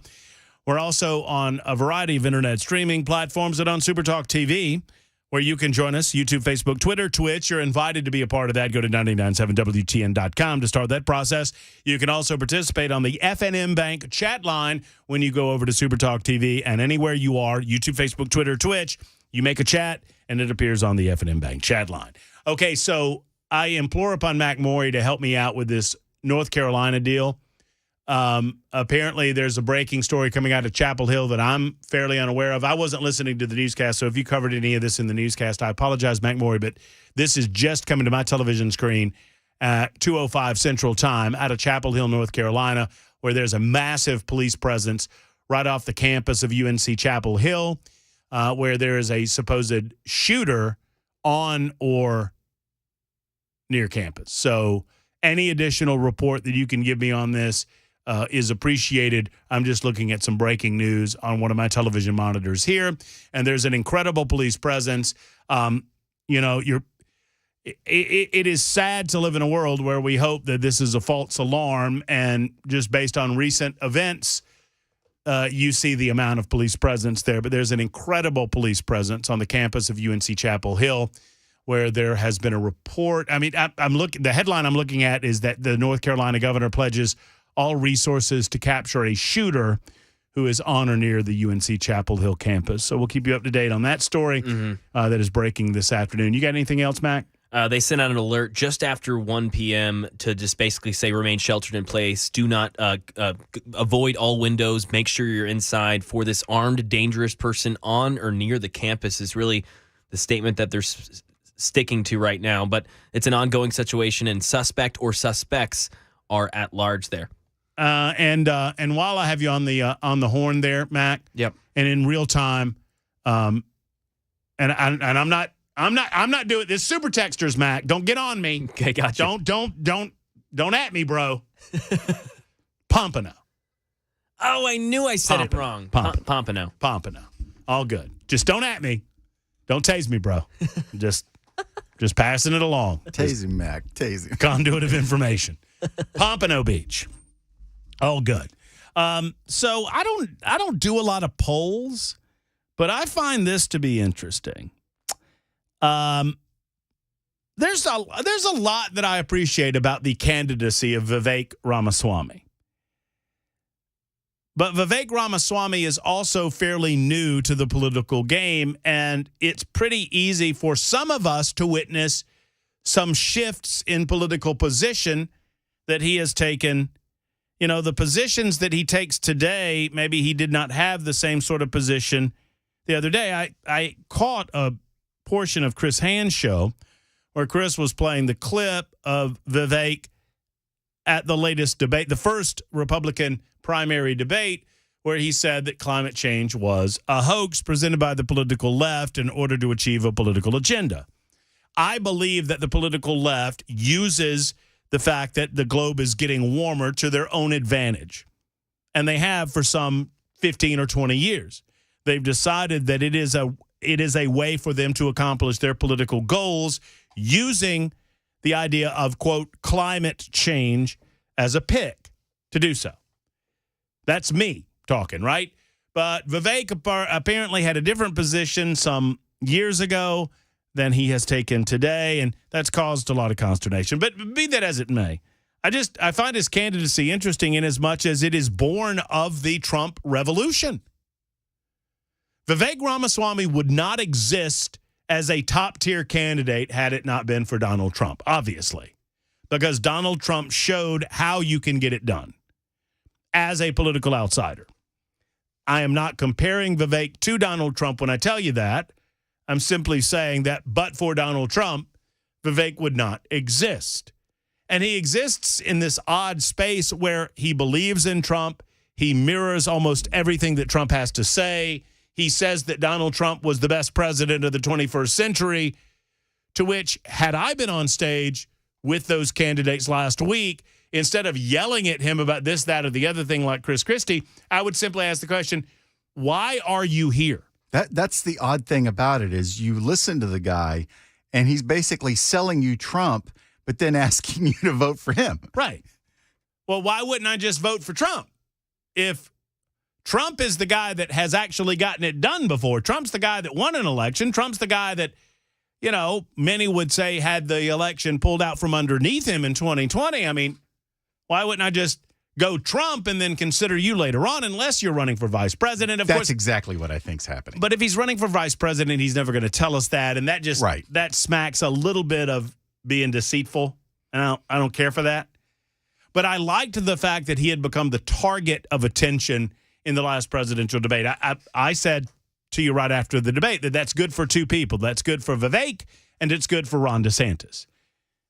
Well, apparently it's a little bit better for Vivek than Ron DeSantis. Vivek Ramaswamy has overtaken, at least if you believe one poll, has overtaken Ron DeSantis for second place in the Republican nomination chase, surging several points since last week's debate, according to polling by pollster Signal, taken post-debate. Hold on a second, I have to sneeze. Thank you. I don't want to sneeze on anybody. Gesundheit. Ramaswamy leads his closest competitor with conservatives, all age groups under 65, both American and traditional candidate, both America First, that is, and traditional candidates, both men and women, both college-educated and non-college educated voters. I believe in this internal polling by Signal. Trump at 42%, Ramaswamy at 15%, DeSantis at 12%, Pence at 7%. Pence at 7%.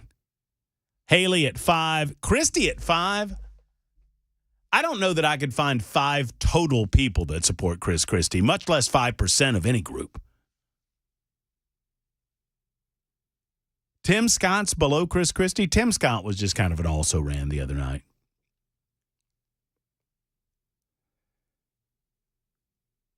I don't know if Vivek is running for vice president or not, but a lot of you seem to believe that he is. Trump and Vivek in 24, Vivek in 28. Maybe he thinks Trump won't make it to the election. That's possible. Did you hear Chris Hand in his reporting on Vivek? He discovered that he said he believed in global warming 5 months ago. Now he's saying it's fake. Vivek is just a person that says what people want to hear. I did not hear any of what you're talking about with regard to Chris Hand, but I would say that if you one of the reasons that Donald Trump strikes so true to people is that you believe that Donald Trump tells you what he believes regardless of what he thinks you want to hear. However, if we are judging individuals based on the standard that anything they say is a flip-flop, if they say something different today, I would remind you that in the 1990s, Donald Trump was a pro-big government, pro-abortion Democrat fundraiser. I mean, Vivek actually said that the climate change agenda was a big lie. He didn't. He's never said climate change wasn't true. He said that the agenda they're putting forth is corrupt and fake. Well, if you're looking for a reason, here's what I would tell you. If you're looking for a reason to like a candidate, you'll find it. Mm-hmm. If you're looking for a reason to hate a candidate, you'll find it. And like you said last week, if you went into it loving DeSantis, you came out of it loving DeSantis. I just don't buy that Vivek Ramaswamy is a plant. And that's where I think some of this is going. Not with Hand. I didn't hear what Hand had to say about it, and I have all the respect in the world for Chris Hand. But some are looking for a reason to suggest to you that Vivek Ramaswamy is a plant. And I'll point to the insistence that we address the George Soros factor with regard to Vivek Ramaswamy. Vivek Ramaswamy took a fellowship for about $70,000 or $80,000 as he was going into law school. He was already a fairly independently wealthy individual, but you know what? You don't get wealthy by wasting money. And I don't care how much you're worth. If you're offered a fellowship to attend law school, I know I would take it. And Paul Soros was the benefactor or let me put it to you this way. I went to school at West Georgia College in the 1990s. I began attendance in 1991. I graduated in 1996. Yes, I was on the 5-year plan. I had a Pell Grant early on. That's a financial-based grant. My first year of college, and beyond that, I utilized scholarship and a variety of different types of scholarships, cobbled those together. I had a theater scholarship, and I worked my way through school, and I took 2 loans totaling about $12,000, which I've since paid back. I could not, of the scholarships that I received, there were several local scholarships, I think 3 or 4 of them that I received. They were like one time, $2,000, $2,500 a year. You apply for these things. I could not tell you for the life of me who underwrote those scholarships. Now, that's been a long time ago, obviously. That's been over 30 years ago. But I paid zero attention to who was underwriting those scholarships or the politics of the individuals underwriting those scholarships. All I know is that I needed the money to attend school. Now, Vivek needed the money a lot less than me, as he was obviously already a multimillionaire at the time that he accepted the Paul Soros scholarship. But I do not believe that this is in any way evidence that he's a plant. I'm not trying to get you off of it. I'm just saying I don't think that's so. Is Vivek young? Yes. Is he switching his position on a number of views? Certainly. Am I a fan? I'm not an enemy of Vivek Ramaswamy.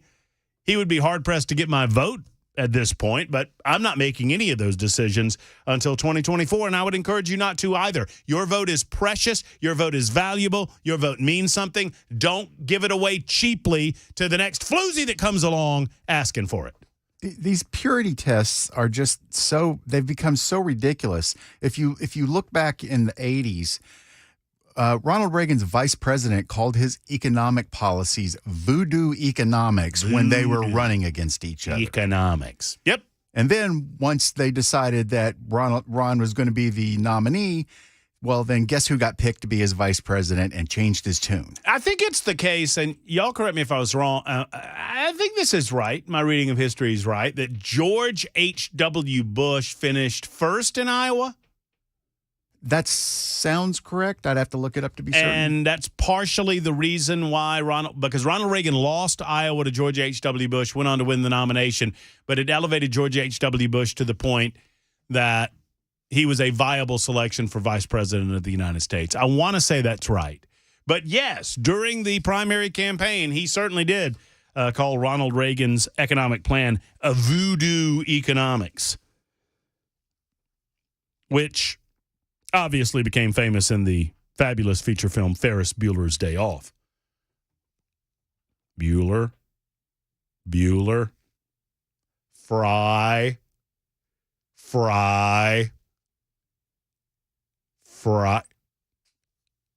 Oh, what was his name? Ben Stein. One of my favorite all-time game shows came well after Ferris Bueller's Day Off. Win Ben Stein's money? Win Ben Stein's money. Great game show. Great concept. 218, almost 219. Supertalk 99.7 WTN. Love to hear from you. When we return, we will tell you about these new Nashville ordinances that are going into effect. We had Freddie O'Connell on the show last week, and he probably wouldn't like some of these, but they're happening anyway. We'll tell you all about them.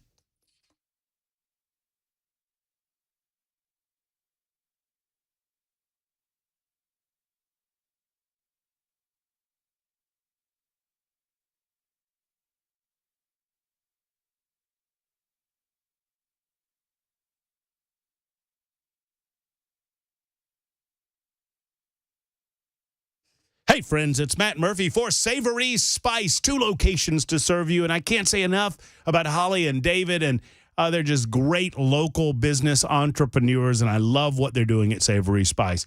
They understand, and they've taught me this, that you up your food game in part by upping your spice game, and you up your spice game at Savory Spice. They have so many different salts, flavored salts, salt combinations. They have also salt-free options for you. They have many different spice combinations that are good. I mean, like, for example, the taco seasoning that my wife uses so often. There's so many other combinations that I'd love to tell you about, but you just need to see them and smell them for yourselves. When it comes to replacing spices, don't use those old clumpy store brands. Use the experts. Use Savory Spice, because truly they do up that food game with Savory Spice. Go by and see them. 2 locations to serve you. One's in L&L Market off Charlotte Pike.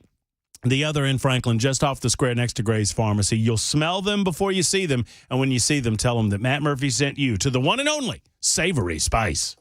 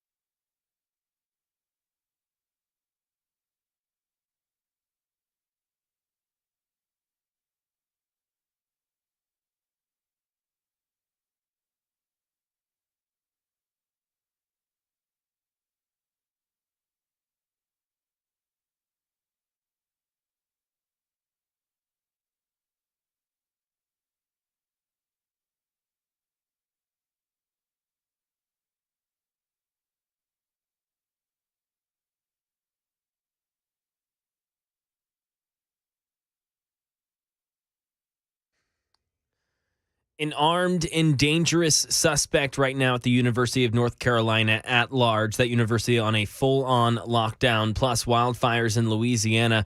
Getting some help from Middle Tennessee firefighters. That and more 30 minutes after the hour of 2 o'clock. I'm Mac Morey here on Super Talk 99.7 WTN. Thank you much, Mr. Morey. So we're reaching the second anniversary of the botched withdrawal from Afghanistan. And toward that end, earlier today, Karine Jean-Pierre, the spokesperson for the President of the United States, was asked a question about the inability for women in Afghanistan, girls in Afghanistan, to attend school now that the U.S. has withdrawn. I just want you to listen to less than a minute, 55 seconds of the exchange. But seriously, what is the message that the administration has for the millions of girls in Afghanistan who can't go to school because the Taliban won't let them? So, look, the president has always been very clear about the importance of girls, not just here in America, but globally, being able to live freely and be able to go to school and get the education. And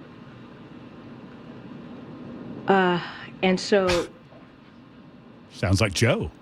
I mean, come on. And we have been very clear in laying out our concerns, such as girls' education, with the Taliban. We have been consistent with that. We have been very clear of that. And so we also remain laser focused on trying to support and assist the Afghan people without bolstering the Taliban. What? So, what is your message? Can you not deliver a clear and concise message to the Taliban to stop disallowing females?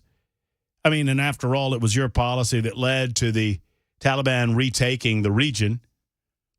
Look, I was not a guy that believed that we needed to stay in Afghanistan any longer. And I concur with the Trump administration policy that it was time to draw down our military presence and to get our troops home from Afghanistan. But there was a right way to do it and a wrong way to do it. We watched the wrong way to do it. Joe Biden was responsible. He takes ownership of the wrong way to do it. And because he did it the wrong way, without laying out a groundwork for the good guys, or at least the better guys, to take over that region of the world, you see a complete and total Taliban takeover in which they reverted back to the policies, the 8th century policies, that their religious belief dictates that they operate under. And all that the White House has to say about this is just mumbling and bumbling and fumbling and, you know, just kind of. And so. Yeah, that's right. You know what? This is the Biden administration in a nutshell. This is, no matter what you ask the Biden administration. Mr. President, tell us about your southern border policy. And be able to go to school and get the education. Okay. And so. Biden administration, tell us about the inflation rate and the interest rate hikes that have been going on during your administration. And so. I mean, I could do it all day. For the love of God, it's his press secretary. And so. It's like she's waiting. Do you think they have? I've been in that room, and they don't leave obviously the paperwork lying around. It's almost as if they have help in the podium, like some sort of electronic communication in the podium. Because Karine Jean-Pierre gets really fumbling and bumbling, and she stops fumbling through her notebook, you know, that stupid notebook that she has. And then she just sits there and and she looks down, and it's almost as if someone's in a back room somewhere typing up where she needs to go. Ooh, do this talking point. And she stumbles and bumbles for a couple of minutes, and then.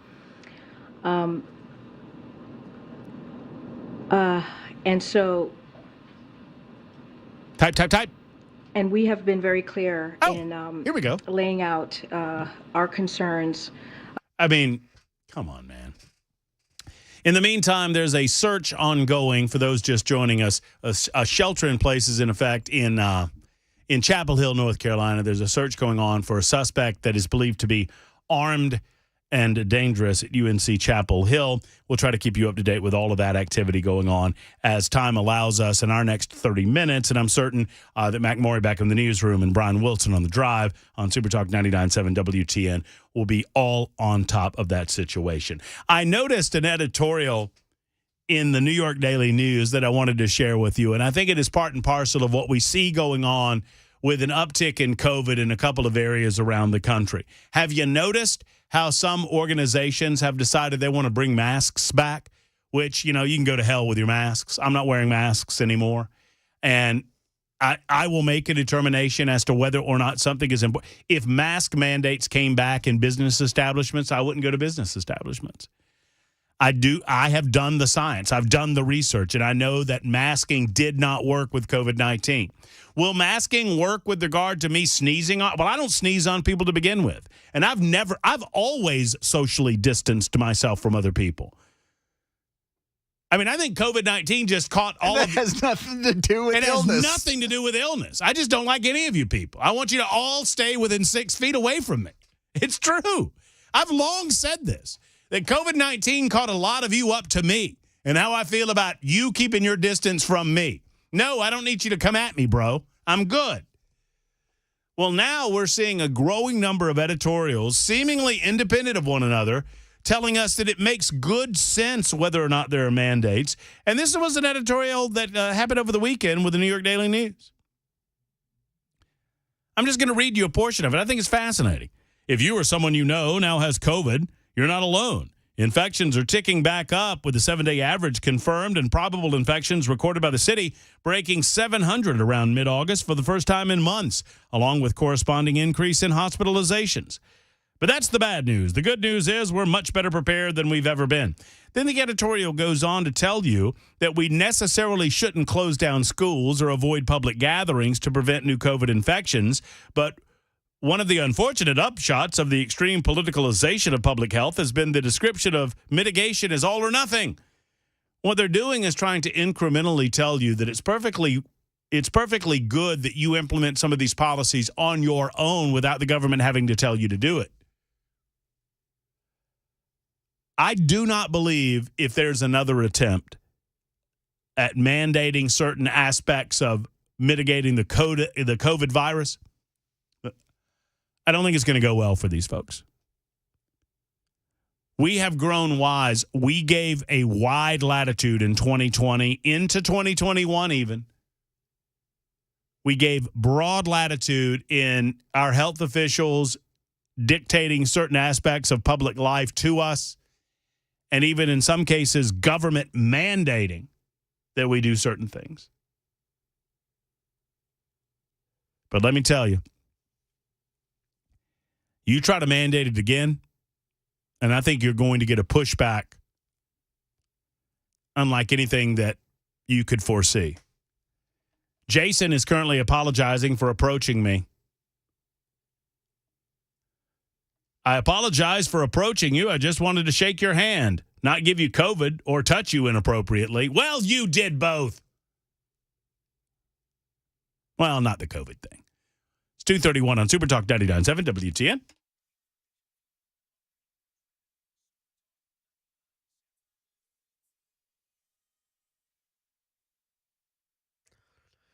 .232, I'm Mac Morey with your top stories. Right now, 85 degrees. A Cat 3 hurricane Idalia is set to hit the west coast of Florida, mainly Tampa, hard tomorrow morning. Middle Tennessee should miss the effects of that potentially dreadful storm. We've got a full weather forecast coming up in 2 minutes. Right now at the University of North Carolina, a man that officials are calling armed and dangerous has spawned a full-on lockdown at the school, accompanied by a massive police presence. That suspect has been identified with a photo. They know what car he drives. Students have been ordered to stay inside and away from windows and avoid the premises if possible. All of today's classes and events have been canceled. We'll keep you updated with that situation at the University of North Carolina right here on Super Talk 99.7 WTN. Teams of Middle Tennessee firefighters have deployed to help fight wildfires in Louisiana. The Tiger Island fire started just last week, and already, says Sheriff Mark Herford of Beauregard Parish, we're pushing between 60 and 80,000 acres. Out in the forest, firefighters like Sean McCormick are straining their memories. I've been on the fire department about 27 years, and I've seen fires, but nothing like this before. At least one person, an 84-year-old woman, has died in the Louisiana wildfires. And that was Jim Ryan reporting. Murfreesboro, Franklin, and Brentwood fire crews deployed yesterday, committing to a 21-day mission. More than a dozen parishes are under evacuation order right now.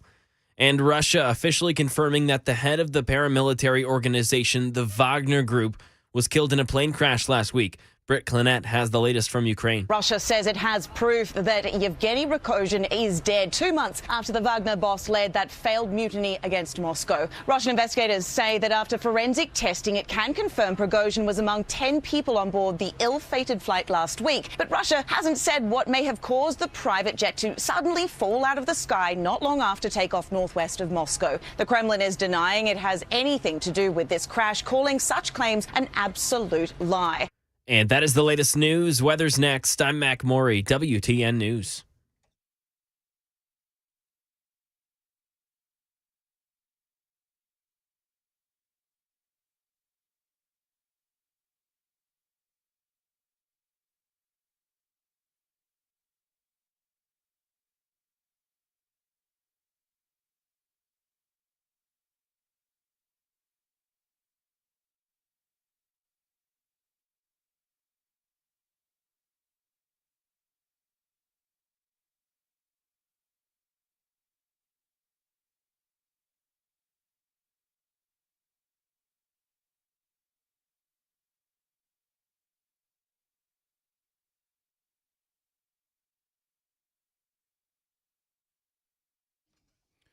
United Structural Systems is simply the best when it comes to foundation repair, waterproofing, and concrete leveling at your home. Let's start with foundation repair.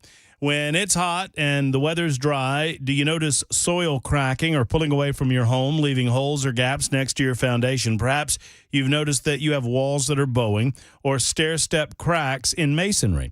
Any of these are signs of the possibility of foundation repair, but you need the expert to help you out with that. On waterproofing, if you have standing water in your crawl space or musty odors or floor joints, joists with wood rot in them, you need to get that repaired or looked at immediately, and USS is ready to do so. Guaranteeing their best since 1994, USS is the one and only that I would recommend for large home repairs. Homeowners simply trust USS. They guarantee their best. Call USS. I'll give you the number in just a moment. First off, go to that website at USSTN.com. That's USSTN.com to find out additional information. They've been serving Middle Tennessee, Southern Kentucky, and Northern Alabama since 1994, and over 25,000 satisfied customers are evidence that they are the best. 615-488-7855, 488-7855 for USS, United Structural Systems.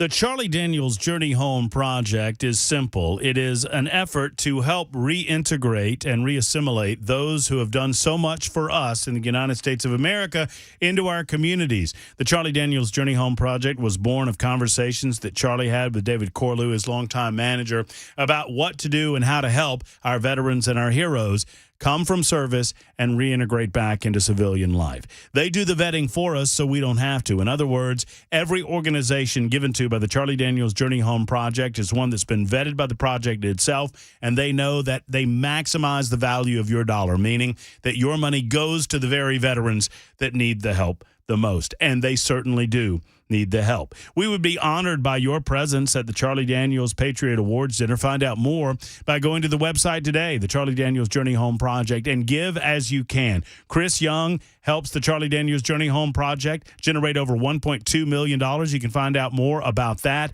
and his efforts, and he will be one of the honorees and host the Charlie Daniels Patriot Award Dinner coming up next month. We'll tell you more about that as time allows, but for now, just go to the Charlie Daniels Journey Home Project and give as you can today. We so believe in this organization. It's the Charlie Daniels Journey Home Project.org.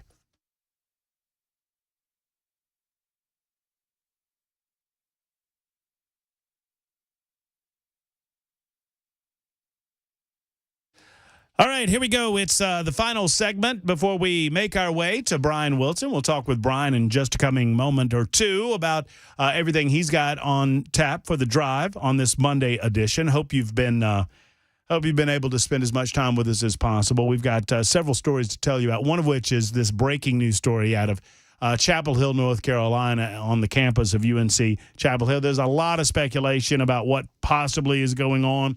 I'm trying to keep away from that speculation. I see a lot of things passing through several of my social media feeds. I just try to keep away from that because I don't, in the interest of being first, I fear I might be wrong, and I don't want to pass along erroneous information. You try not to do that, right? So we'll give you the info that we have as soon as we get it corroborated. But there's a believed to be an armed and dangerous individual on the campus of UNC Chapel Hill. And or UNC Chapel Hill, not Nashville. Nashville has nothing to do with it. UNC Chapel Hill in North Carolina. So that's the latest that we have. 0246 writes in and says, is that Newsmax story about the Trump trial corruption with Fani Willis being under investigation? I have no idea about. Isn't that old news? I mean, didn't the House announce like last week that they were investigating her? Mm-hmm. Yeah, the DA in Atlanta's, in Fulton County, is being investigated, so maybe that's the reference that's being made there. A little bit of good news. Ban on gender transition treatment for minors is taking effect as of today in Missouri after a St. Louis Circuit judge declined a request to temporarily block the measure. Let me tell you the details. The law will ban gender transformation surgery for children and will ban the use of puberty blockers and or hormones for minors, though minors who begin taking puberty blockers or hormones before the law took effect will be allowed to continue their use. The legislation also means that Medicaid will no longer cover gender treatment for adults, and the state will not provide gender transition surgery for prisoners. All good news. All good news. One of the biggest lies being told by the political left, and it's been taken up as truth by many media organizations, is that these are, quote, life-saving treatments. One of the things the political left does so well, and they can only do it so well because they have so many supporting them, sycophants in the mainstream media, they use language for their own purposes, and they change language at their own whim, also for their own purposes. And so they really did not have any justifiable reason to insist that people before puberty, minors before puberty, begin to transition, except to claim that these were, quote, life-saving treatments.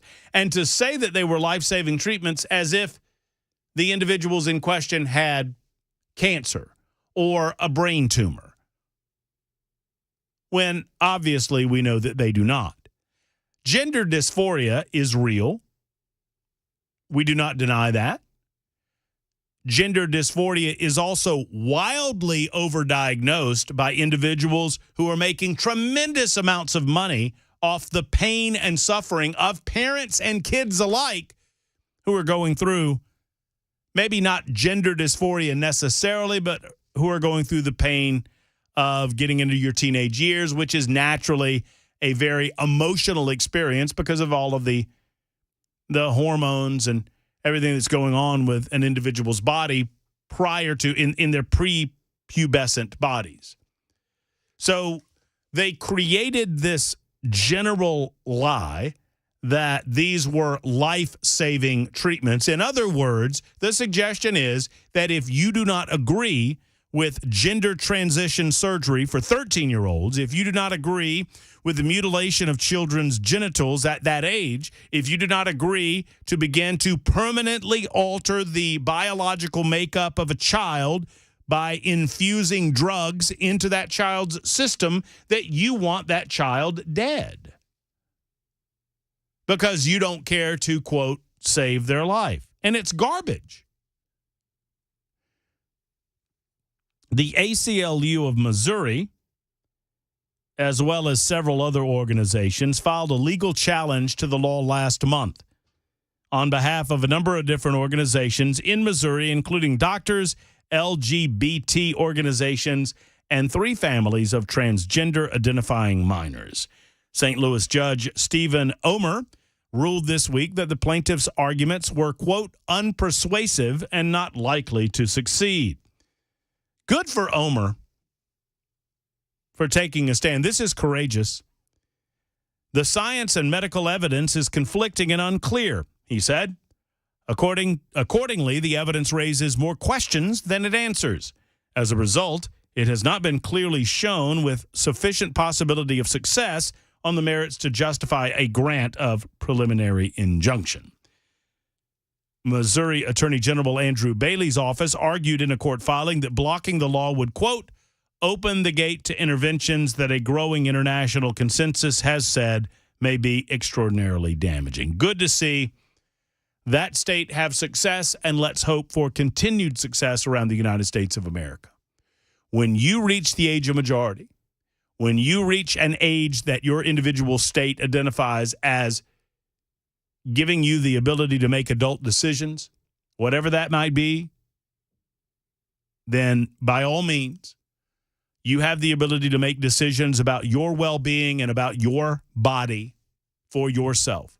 But until such time, it is destructive beyond belief that we would allow these things to go on knowing, and the media intentionally ignores the individuals that will step forward, happily step forward, people like Chloe Cole, who will step forward and say, this is wrong, they did it to me, this is how it psychologically and physically damaged me, this is how it permanently harmed me for the rest of my life.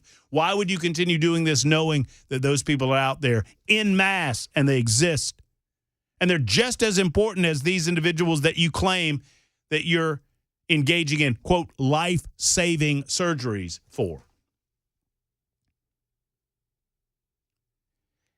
And as 4931 just pointed out, I don't understand, but they try to have it both ways, 4931, because if genitalia does not define gender as per the LGBTQ whatever movement, then how does removing genitalia affirm a gender?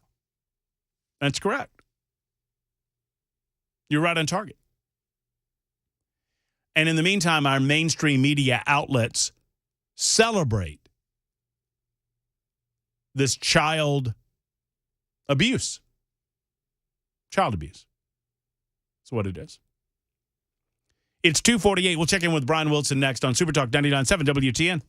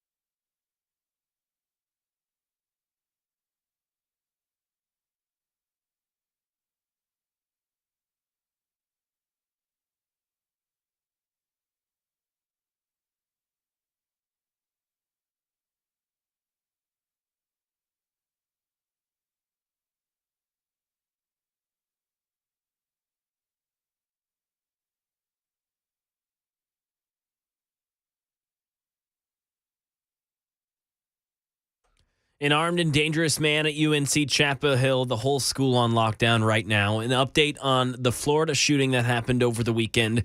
And some good news concerning Elton John's health. That and more coming up at 3 o'clock on Super Talk 99.7 WTN. Thank you much, Mac Morey. It's 5 minutes until 3 o'clock. A couple of items that I promised to get to regarding the city of Nashville.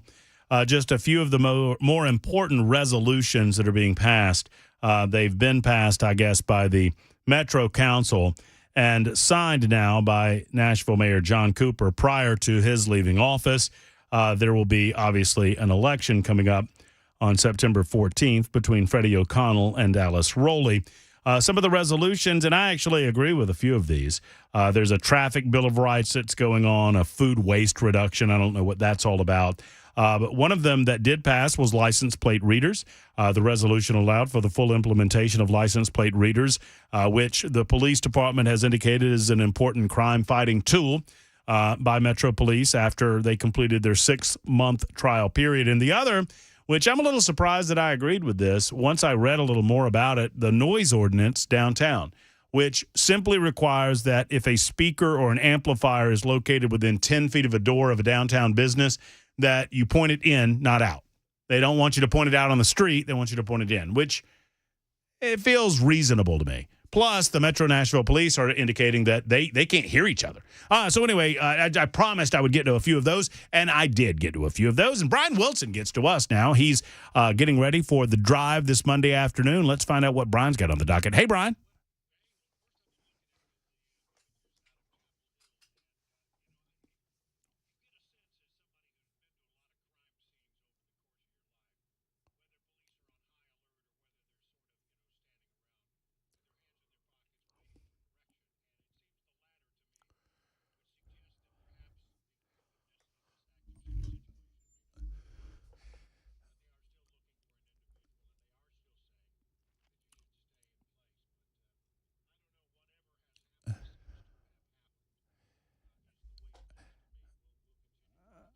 Well, and I'm also seeing where, according to hospitals in the area, they've received no receiving patients. So I would think that was a good sign as well. But I know there's a lot of police presence out there, though. I'm looking at two different models.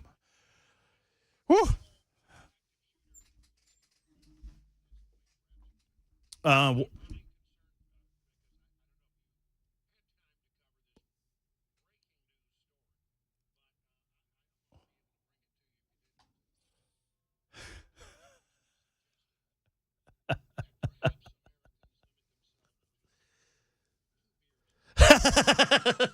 Did you see where have I? Dadgummit, I closed it out already. Corey Jean-Pierre got asked that question today at the press conference.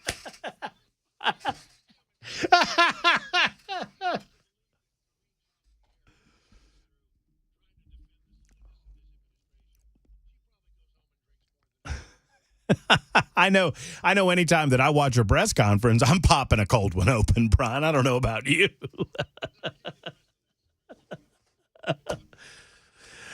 It was. I got out to the Titans game. I saw that on Friday night. It was good to get out to Nissan to, assemble amongst the Titans faithful. That was a lot of fun. And I experienced a Nashville yard sale on Saturday, Brian. Have you done a yard sale recently?